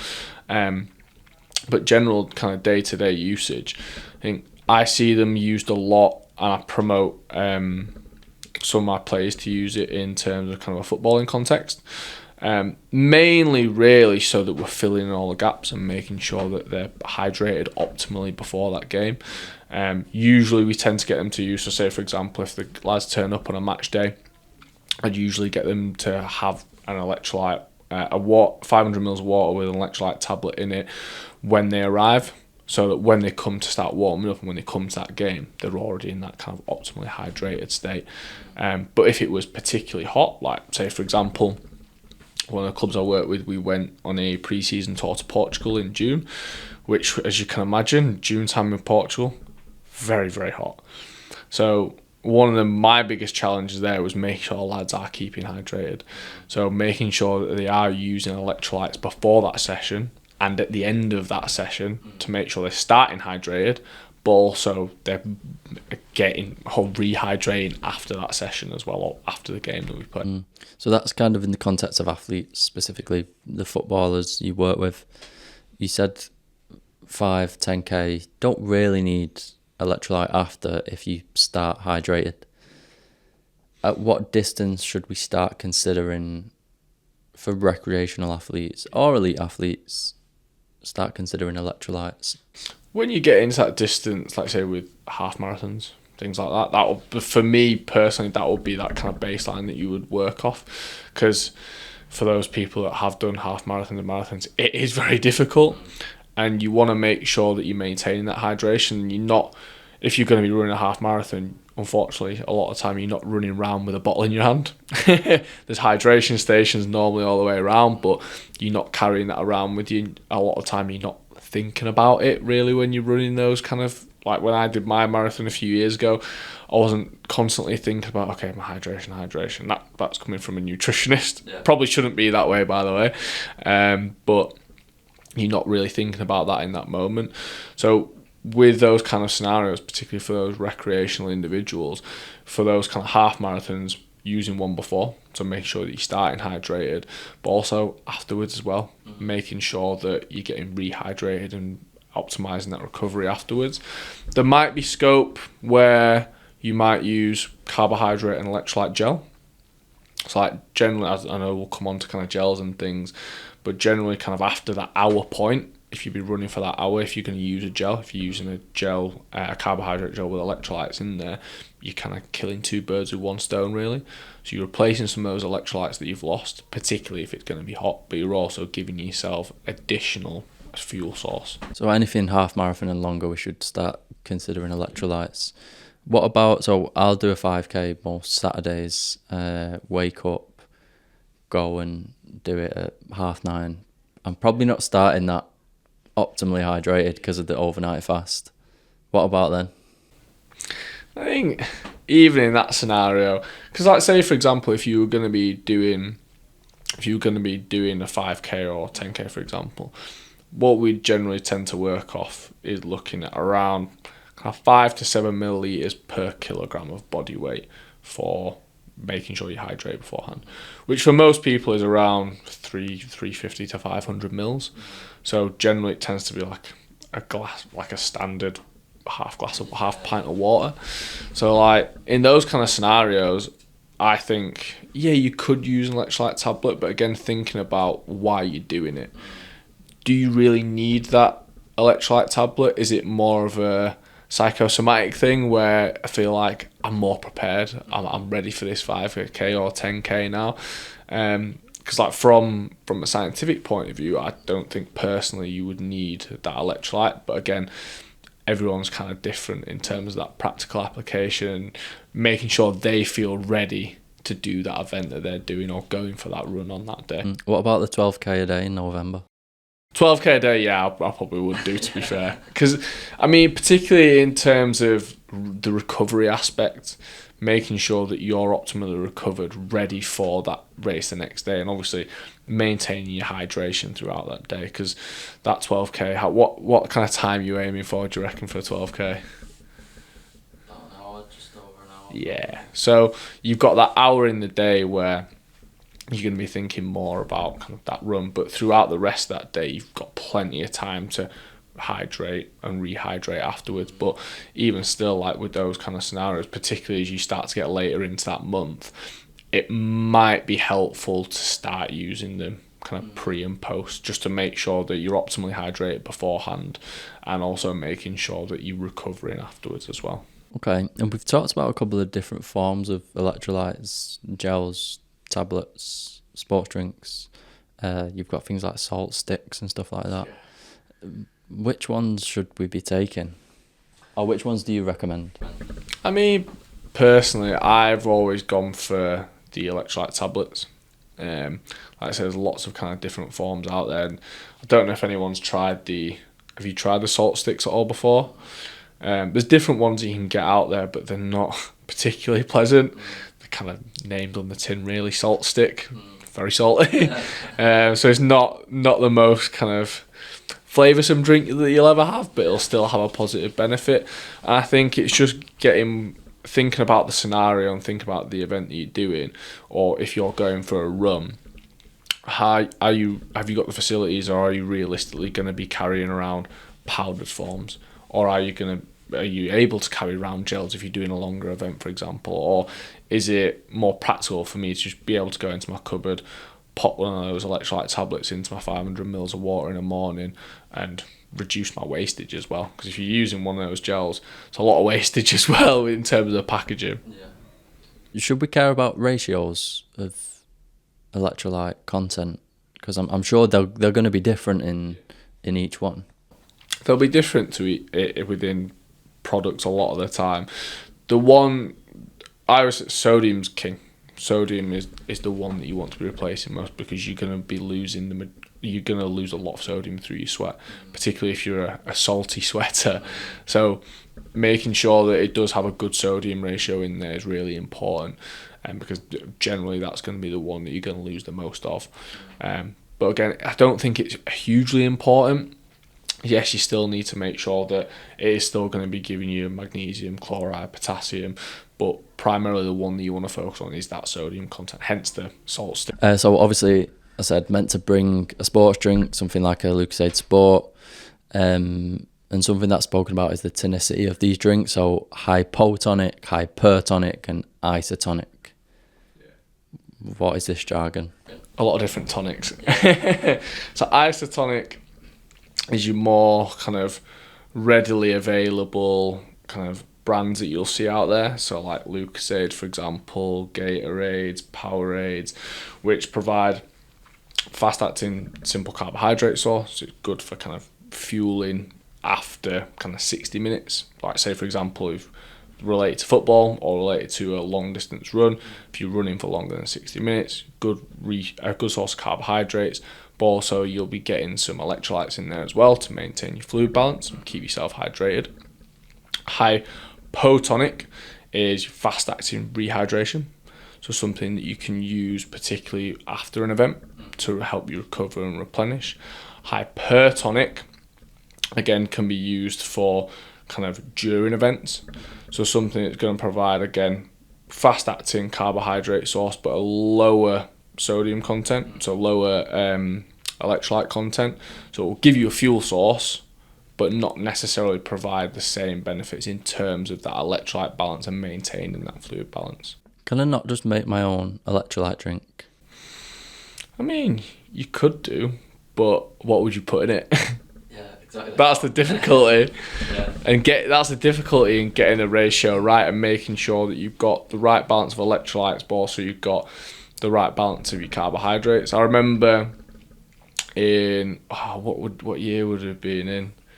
I think it was my final year of my undergrad, or second or third year of my undergrad. We did a practical where you had to make your own, and first off, it didn't taste very nice, and it's getting the balance right between getting the carbohydrates. So it's think about, am I wanting an isotonic drink, hypertonic drink, or hypotonic drink? So you've got to think about, again, the kind of needs and the rationale for it. It sounds like it's easier to buy one. Yeah. Probably. It's easier. It is a lot easier to buy one. And my last question was, how important is the electrolyte balance, and is it possible to overhydrate, which you've already spoke about, hyponatremia. How do we wrap this section up? I think just by, again, like any supplement really, is thinking about, why am I using it? What benefit am I going to get from it? And is it necessary? Can I get that same effect and impact and benefit from a food first source, really? But when it comes to electrolytes, you could even use things like salty snacks. So like, say for example, like post a long run, you might just prefer to have water and some salty pretzels or some salted nuts, for example, because you're still going to get that sodium and replenish that electrolyte balance.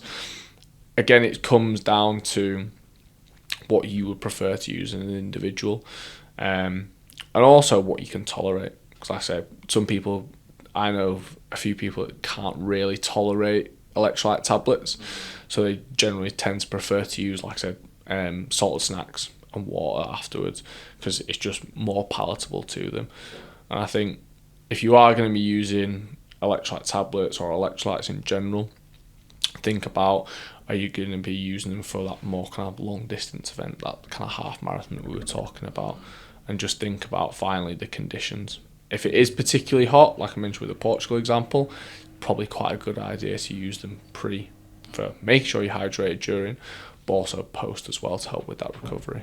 So next section, we're going to talk about gels, particularly in relation to endurance events, athletes, recreational athletes, elite athletes, whatever it might be.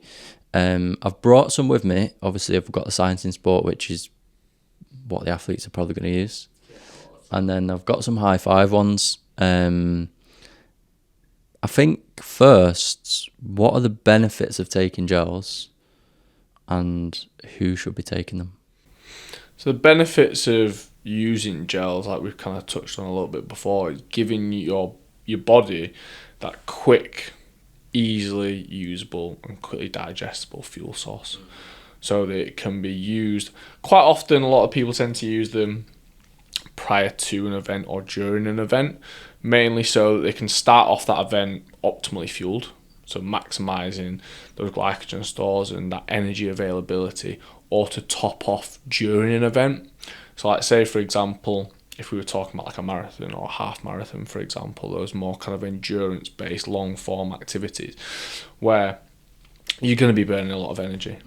And even if you're carb loading the day before, you've had your a carbohydrate-based meal 3 to 4 hours prior, you've had your snacks 30 to 60 minutes prior as well, realistically, you're going to burn through a hell of a lot of those glycogen stores, and they'll probably start to become depleted, particularly towards the end of that event.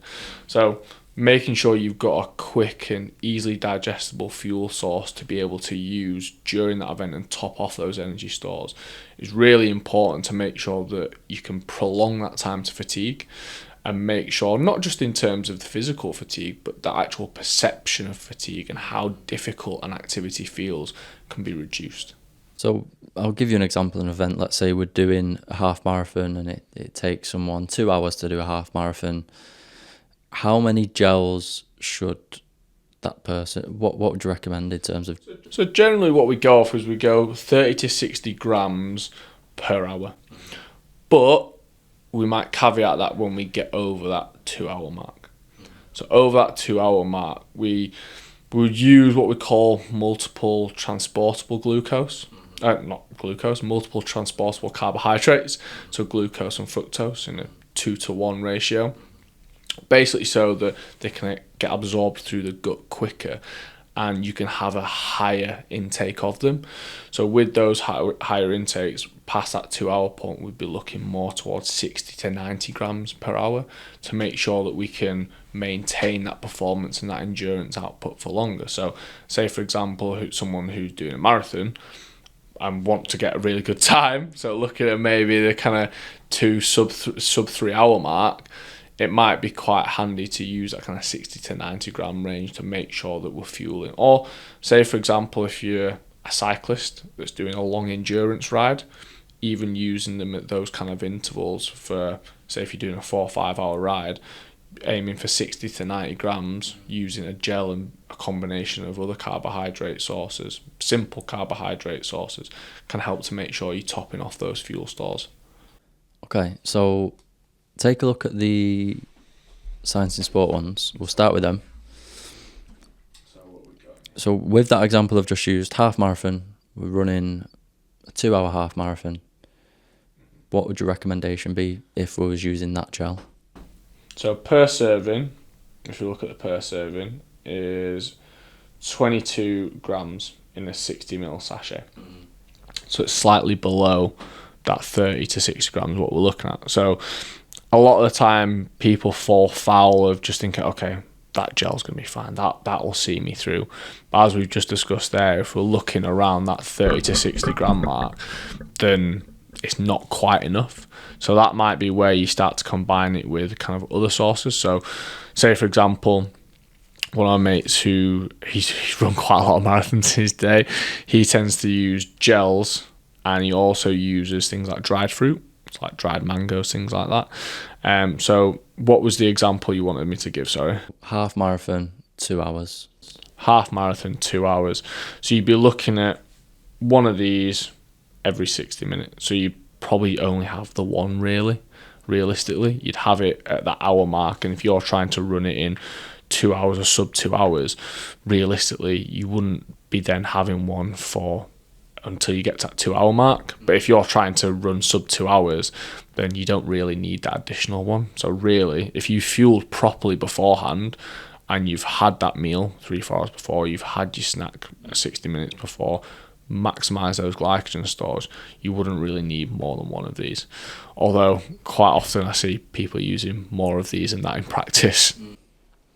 Okay. Then we've got the high five ones. Let's do a comparison. Do a bit of a side by side. So, high five per 66 gram serving. 23 grams of carbohydrate, so a gram more, let's say. So they're quite similar really, but then in terms of salt content, so the sodium content for the electrolytes, so we've got an isotonic one here.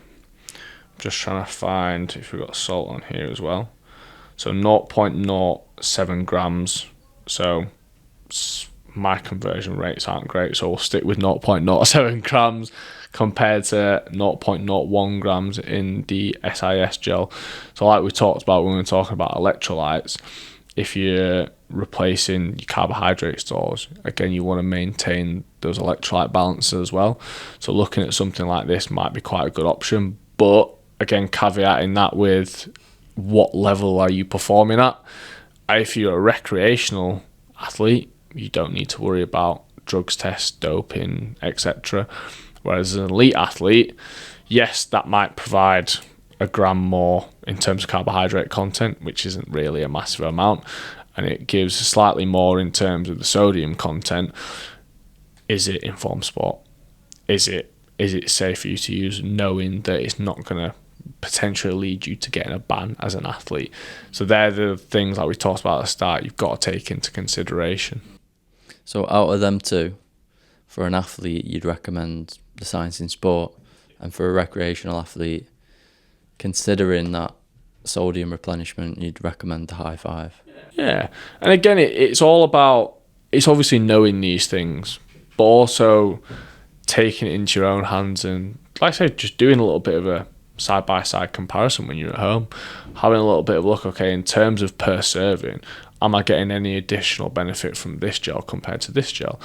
Does it have something that this gel doesn't have, or does it have a greater quantity of something that this doesn't have? And that's where, if people really want to get into kind of fine aspects and fine details, they're the things that you want to look at. But yeah, if you're a recreational athlete, there's nothing wrong with having one of those high five energy gels, because again, it's still going to provide you with the same or similar amount of carbohydrates, that quick release source of energy, and you've not got to think about the anti-doping risks. Brill. How do we wrap up gels? What's the takeaway message for gels? If I'm going to say anything in particular about gels, don't overuse them, because I know a lot of people who will solely rely on gels for, like, I tend to see it more commonly in runners, but I also see it in football as well, where player or an athlete, for example, if they're a runner, they've not done the preparation really in terms of the nutrition prior to that event. So they've not had a good pre-race meal. They've not hydrated properly. They've not had that snack beforehand. And if it's particularly a kind of long distance endurance event, they've maybe not even prepared properly the day before as well in terms of getting that nutrition, that fueling right. And then use those gels as that kind of fail-safe option, when realistically 22 grams of carbohydrates, it's not going to cut it. And because of the form of carbohydrate they are, that simple form of carbohydrate, they're going to get used up quickly. They're not going to provide you with that gradual, long-lasting energy that fueling properly and maximising those glycogen stores will do prior to that event. So next up, as you can probably see in the supplement stack we've got there, we've got turmeric and we've got the ginger shots. Why are people taking either of those shots? There's probably quite a lot of reasons people take them. Okay. Not always science-based ones, really.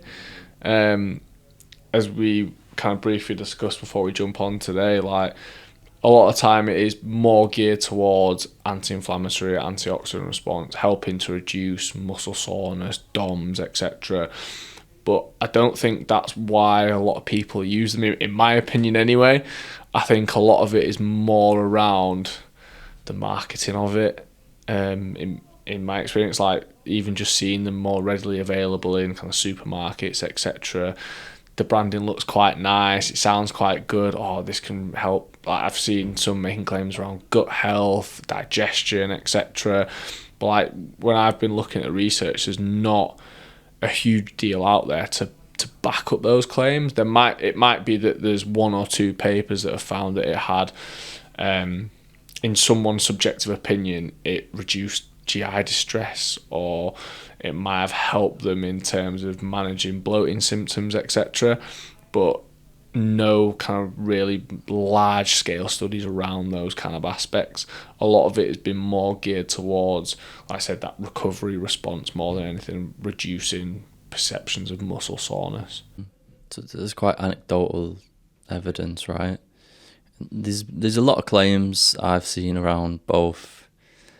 Is there any legitimate evidence-backed claims for either turmeric or ginger? Yeah, so it's more, like I said, particularly around antioxidant response, helping the body to deal with free radicals, reducing muscle soreness and damage. They're kind of the more solid claims that you would look at in terms of using ginger or turmeric shots.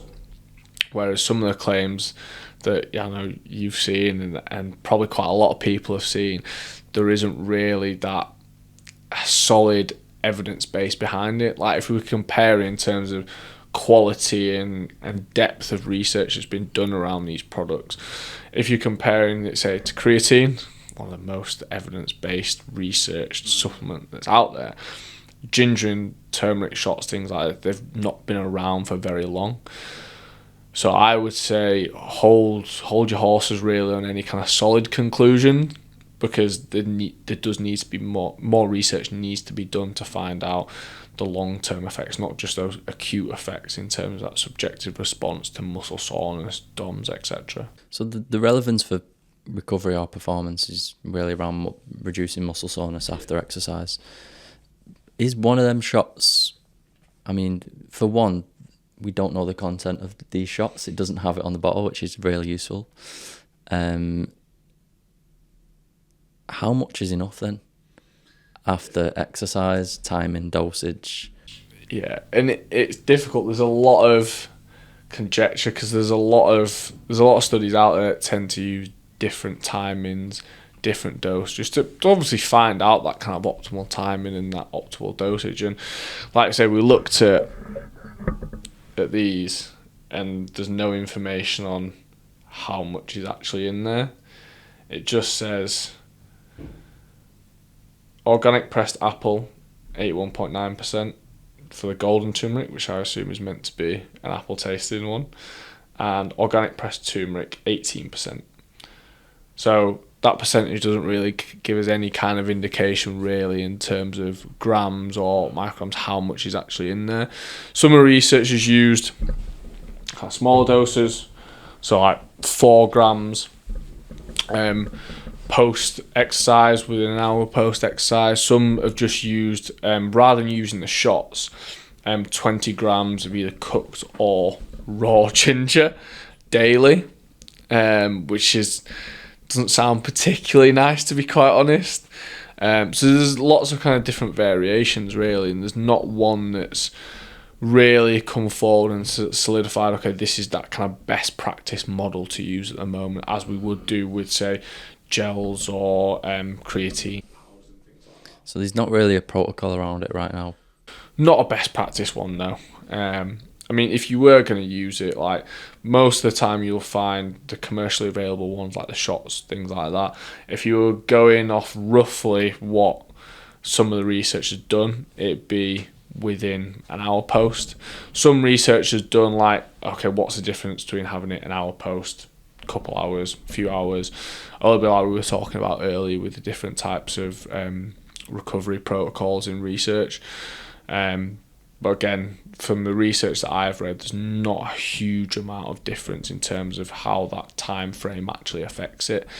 I know from reading one research paper, they did do different dosages, but I can't remember the outcome of it, to be completely honest. And there's different forms, right? I've seen turmeric capsules.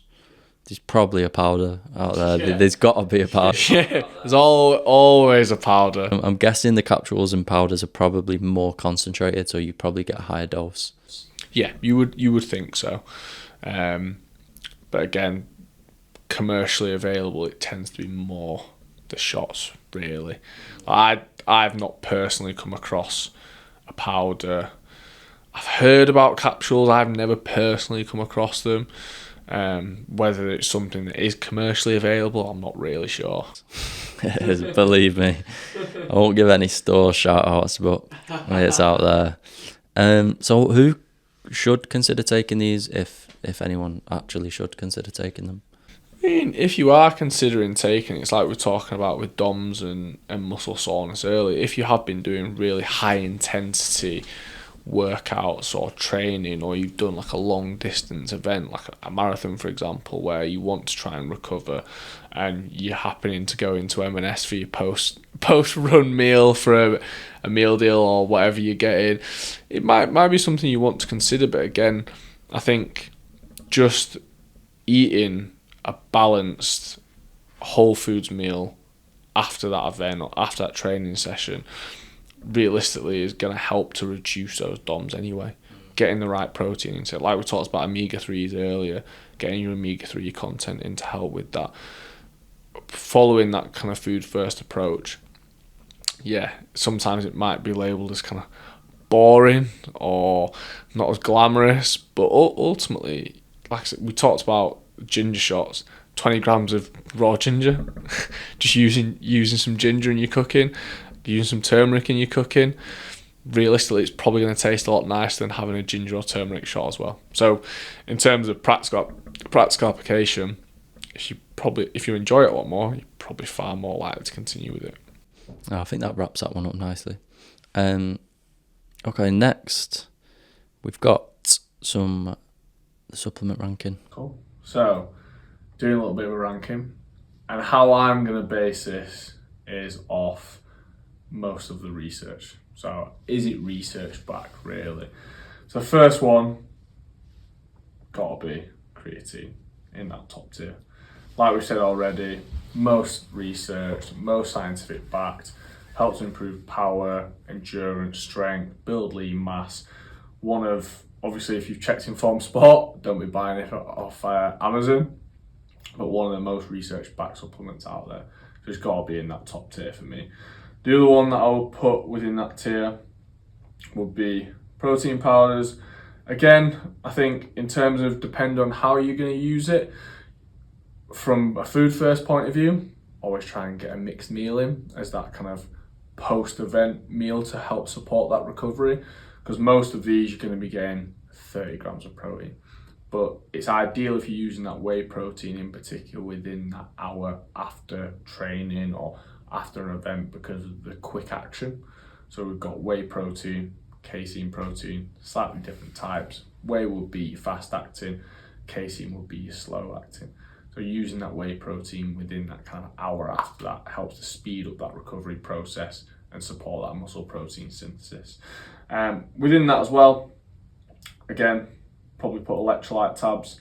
Again, same sort of rationale really, backed by research, used quite widely across different sports. Again, it's just taking into consideration why you're using it, when you're using it, and not overusing them as well.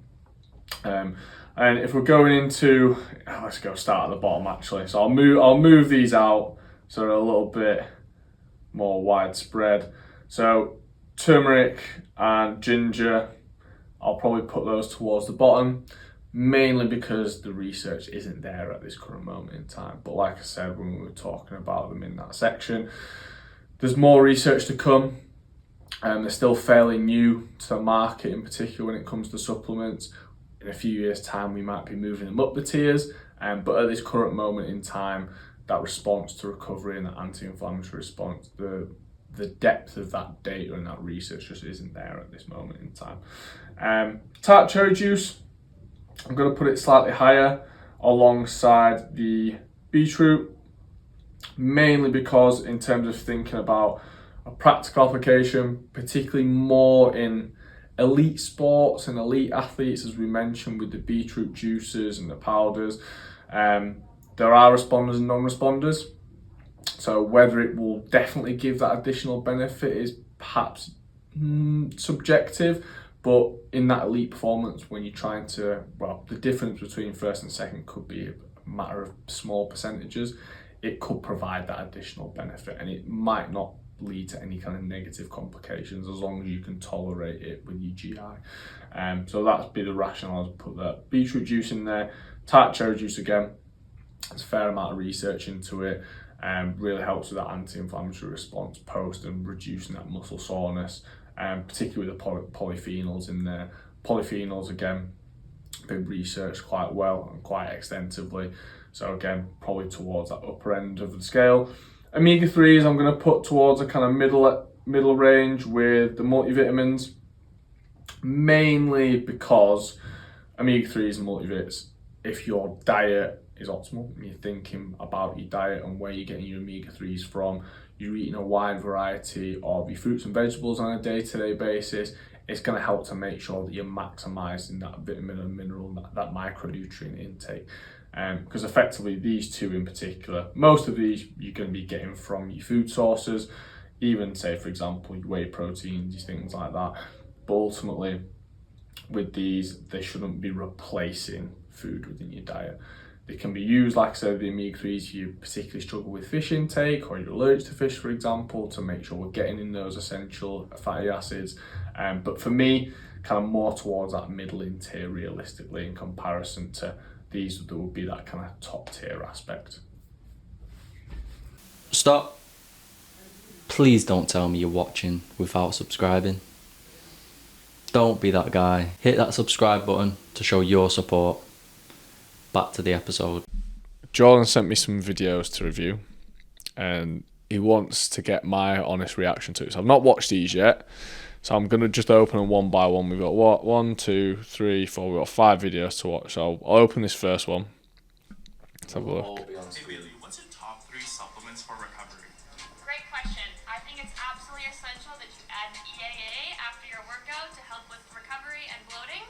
Second, make sure that you add in some calm pills for even...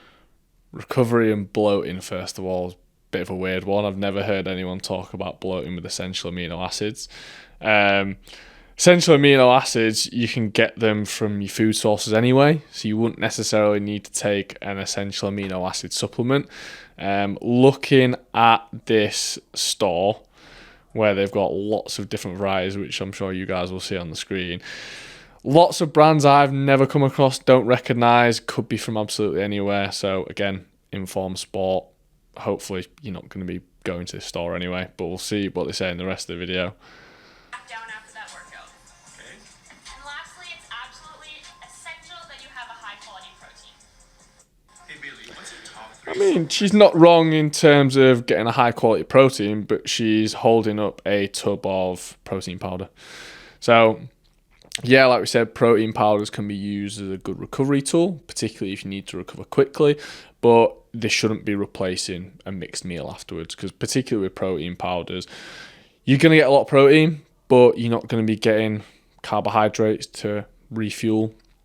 Yes, you'll get some fluids, depending on how you take it, with milk or water for rehydration, but you're certainly not going to be getting a wide variety of your different vitamins and minerals that you'll get from a mixed meal to help reduce muscle damage, soreness, and enhance your recovery. So yeah, obviously a supplement store promoting the supplements really. So obviously something to be aware of when you're thinking about these things. So we'll jump into the next video. Creatine? It's glutamine. And here's why. If I had to choose one, I'm picking glutamine. First things first, it's an amino acid, and that helps with building muscle. Second, with all the chicken. Glutamine, yes, amino acid, but amino acids are the building blocks for proteins. So all amino acids will help with the muscle protein synthesis that are used for those building blocks to repair muscle, build lean mass. So yeah, I'm not sure. I've just paused it on him drinking a chicken shake. So let's see what he's got to say about this. Helps with building muscle. Second, with all the chicken shakes and 6,000 calories a day I'm eating, gut health is really important. Plus, there's a laundry list of benefits like these. Let me go back to those listed benefits. So brain health and function, workout recovery, energy boost. Not sure if he's talking about the chicken shakes, which I've never heard of. I don't really want to know what's in that, to be quite honest. But glutamine, again, like I said, it's an amino acid. Amino acids are used the building blocks. Again, some of the claims he's making here around kind of brain health and function, workout recovery, yes, it's an amino acid. It's going to help to support that recovery process. But in terms of energy boost, it's going to give you calories, which is energy. So you could see it as an energy boost, but not in the way I think that this guy is promoting it. But creatine, again, like we talked about throughout the pod, most research backed. It's going to help to maintain and support building of lean mass, but also if you're an athlete in particular looking to support power, strength, endurance capacity in time to exhaustion, that would definitely be your choice over just using an amino acid. Jump on to the next one. Creatine and omega-3 fatty acids, 2 supplements I recommend everyone take regardless of a blood panel. Wow. I would never tell you to take zinc if your zinc levels were fine. I would never tell you to take vitamin D if your vitamin D was 60 nanograms per deciliter. However, creatine and omega-3 fatty acids, by far across the board, everyone should be taking them. And why do you say that? It's the across the board, everyone should take them for me. It's one of the big issues, like we talked about. Your omega-3s, you can get them from your oily fish products. You can get them in smaller amounts from your nuts and seeds. So realistically, again, following that food first approach, I don't want people to be watching this episode and thinking that they've got to medicate themselves with supplements. Like we talked about at the start, the basis and the foundation is a healthy and well-balanced diet. Those supplements are there as if you need them. This person is talking about if someone was deficient in vitamin D, yes, they would give them a supplement. But if they weren't deficient in vitamin D, they wouldn't give it to them.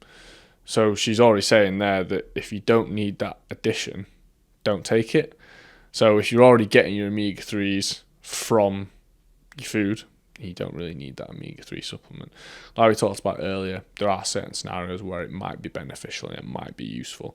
Creatine, everyone should use it.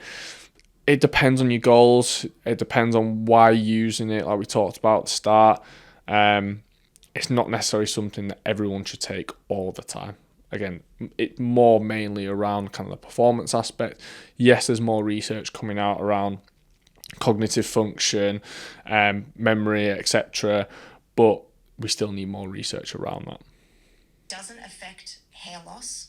It doesn't affect your kidneys. It doesn't have any damaging effects in any way. It doesn't make you big or bulky or bloated. And it helps with the stores of creatine in your body. We already have creatine in our body. What is it? Explain to me, what is creatine? It basically helps with the regeneration of ATP. And ATP is the currency of energy within the mitochondria of our cell. Okay, so people might hear that and go, okay, so is it going to give me more? So some of the stuff she's saying is good. But that's when people may get confused around, okay, there is some science-backed correct information in there. And they might then assume that everything that is said in that video is true, when, as we've already kind of discussed, that's not necessarily going to be the case. So always kind of double check any information that you find, particularly on Instagram, YouTube, TikTok's particularly bad for it, because anyone can put anything out there. Always check your research, check your science-backed, evidence-based research. Energy if I take it. Yes, it's going to help your cells work better. I have not seen a really well-designed study to show that creatine has any negative side effects. The side effect side of things, there's no side effects. It's dependent on each individual. To say that no one will ever experience any side effects from creatine or any kind of other supplement or food stuff, really, it's just factually incorrect, because everyone reacts differently to different supplements. So again, like we talked about throughout, always kind of test your own tolerance and see what works for you in particular as well. And then if we move on to the fourth one, I've seen this guy around a lot before. The supplement that makes you burn fat and build muscle, and it's fish oil, which contains 2 omega-3s, EPA and DHA, which reduce inflammation in fat cells, making it... Just the red flag I always tell people to look out for in videos like this is, one, if they are making big bold claims right at the start of the video, because it's there to grab your attention. Second of all, if they are topless in the video as well. Always one red flag to watch out for.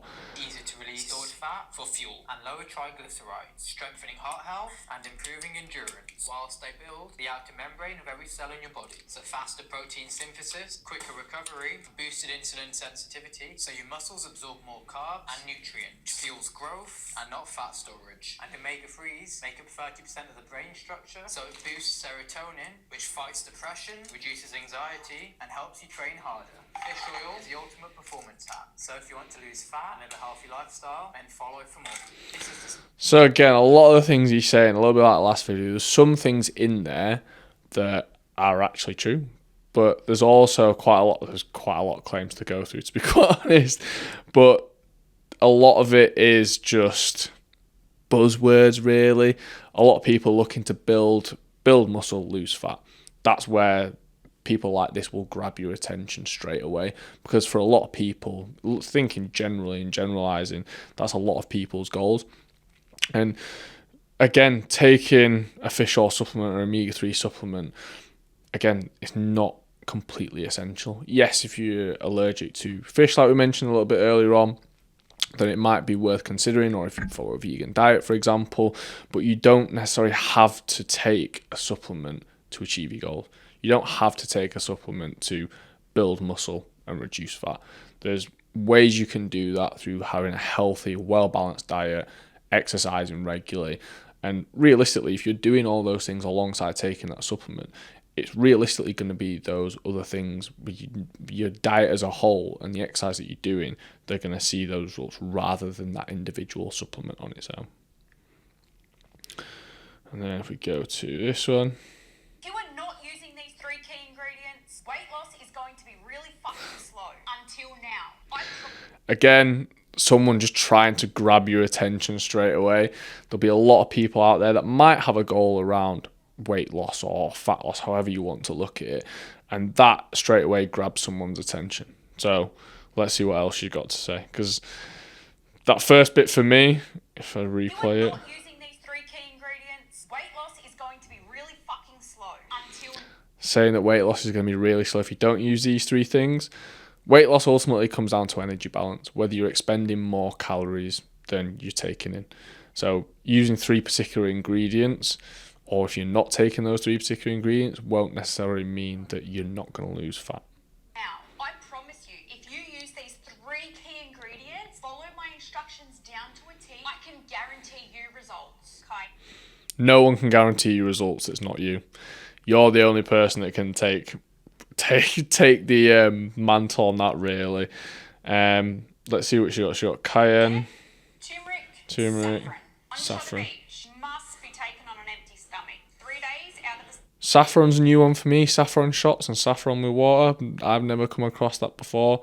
So turmeric and cayenne, I've come across people using them in kind of, well, dissolving it as she is in water, really, and drinking it, but not seeing much research in relation to weight loss and fat loss, to be honest. 7. Fat will start melting away. Your collagen...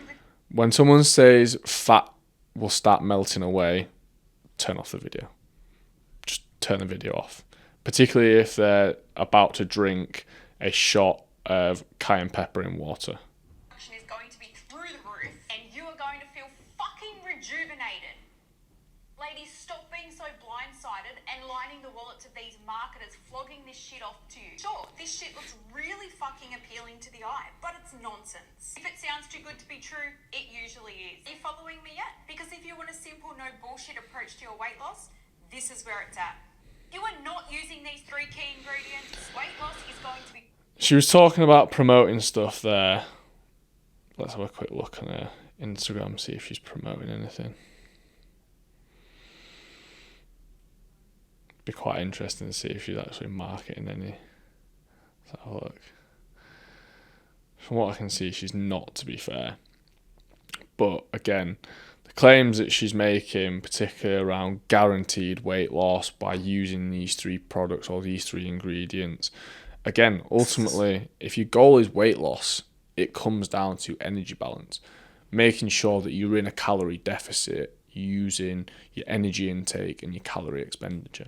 Making sure that your calorie expenditure is outweighing that energy intake to make sure you're in that deficit.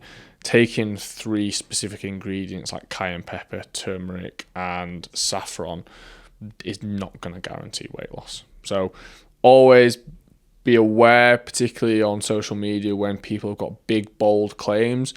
It might be attention grabbing, and ultimately it's in their best interest because they'll get more views and more interactions on their videos and their content, which helps them to push them up to the top of the list in terms of getting more views, etc. And it's in their best interest to do that. But always, again, check your research. Always make sure it's backed by science rather than what someone is just saying on social media. What is your supplement stack? What are you currently taking? I, at the moment, don't actually take any supplements. So in the past, I used to use whey protein. I used to use creatine as well, like daily dose, couple scoops in the morning, 3 to 5 grams a day. Even like around my own football, like 'cause I still play football at kind of a low semi-professional level. I even don't really take much around football because from my point of view, I'm in a privileged position to know as a nutritionist what I need to do. I always stick to making sure my diet is on point first and foremost. If I ever do use any supplements, it tends to be more around football and my football performance. So I've not used any this season, but like previously I've used like caffeine. So I've got like caffeine gums normally like 20 minutes before a game, again fast absorbing. I used to use gels. And then like isotonic sports drinks, but again, I don't really tend to use them that much anymore.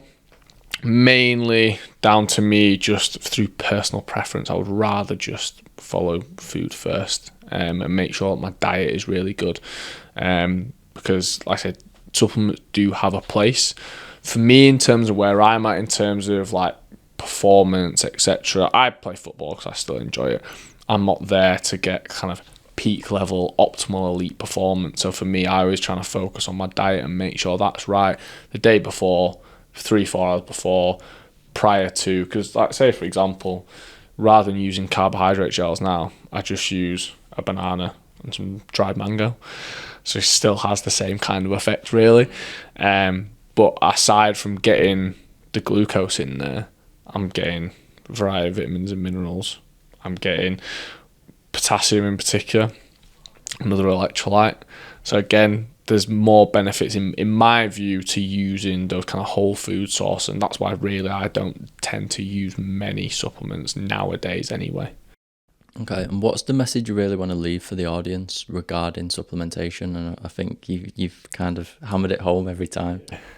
Yeah, I think for me, for anyone watching, supplements do have their place, like I've said, but it's thinking about what your aims are and why you are actually using it and what you want to get out of your training, your performance. And even if you're a recreational athlete, think about, do I need it? Is this something that I can actually get from my diet and my food intake first? Like I said, your diet is your foundation. A supplement is the cherry on top. If you've got an optimal diet, then that's going to put you in a much better position in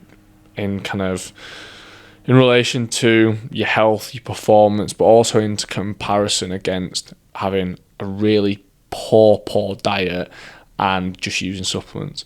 Like I mentioned at the start, an athlete or any individual really can't out-train or outrun a poor diet. Amazing. You can give me more than one, but who's one person you recommend to have on the podcast?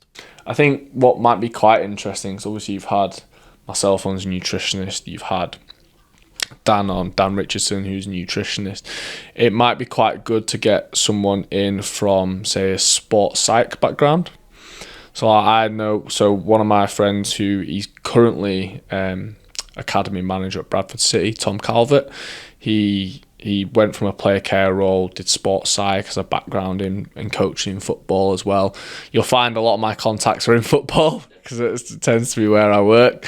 But yeah, really interesting guy to get on to give his kind of perception in terms of seeing youth athletes kind of develop through the years. And because that is ultimately what his role is now, making sure that Bradford City are producing athletes and good people really. Because particularly from his sports psych background, it's not just about the athlete, it's about the person as well. And I think he'd share some really interesting insights on. Amazing. I just want to say thank you for your time. I've took a lot of it today. See, we booked 2 hours in. We're approaching 3. It's me jabbering on. We've covered so much, I think, and I appreciate you sharing your knowledge on all these topics because, like I said, there's so much misinformation out there, as we just seen from the videos. I want to try and push some science-backed information out there, and hopefully people can take it in. So really appreciate your time.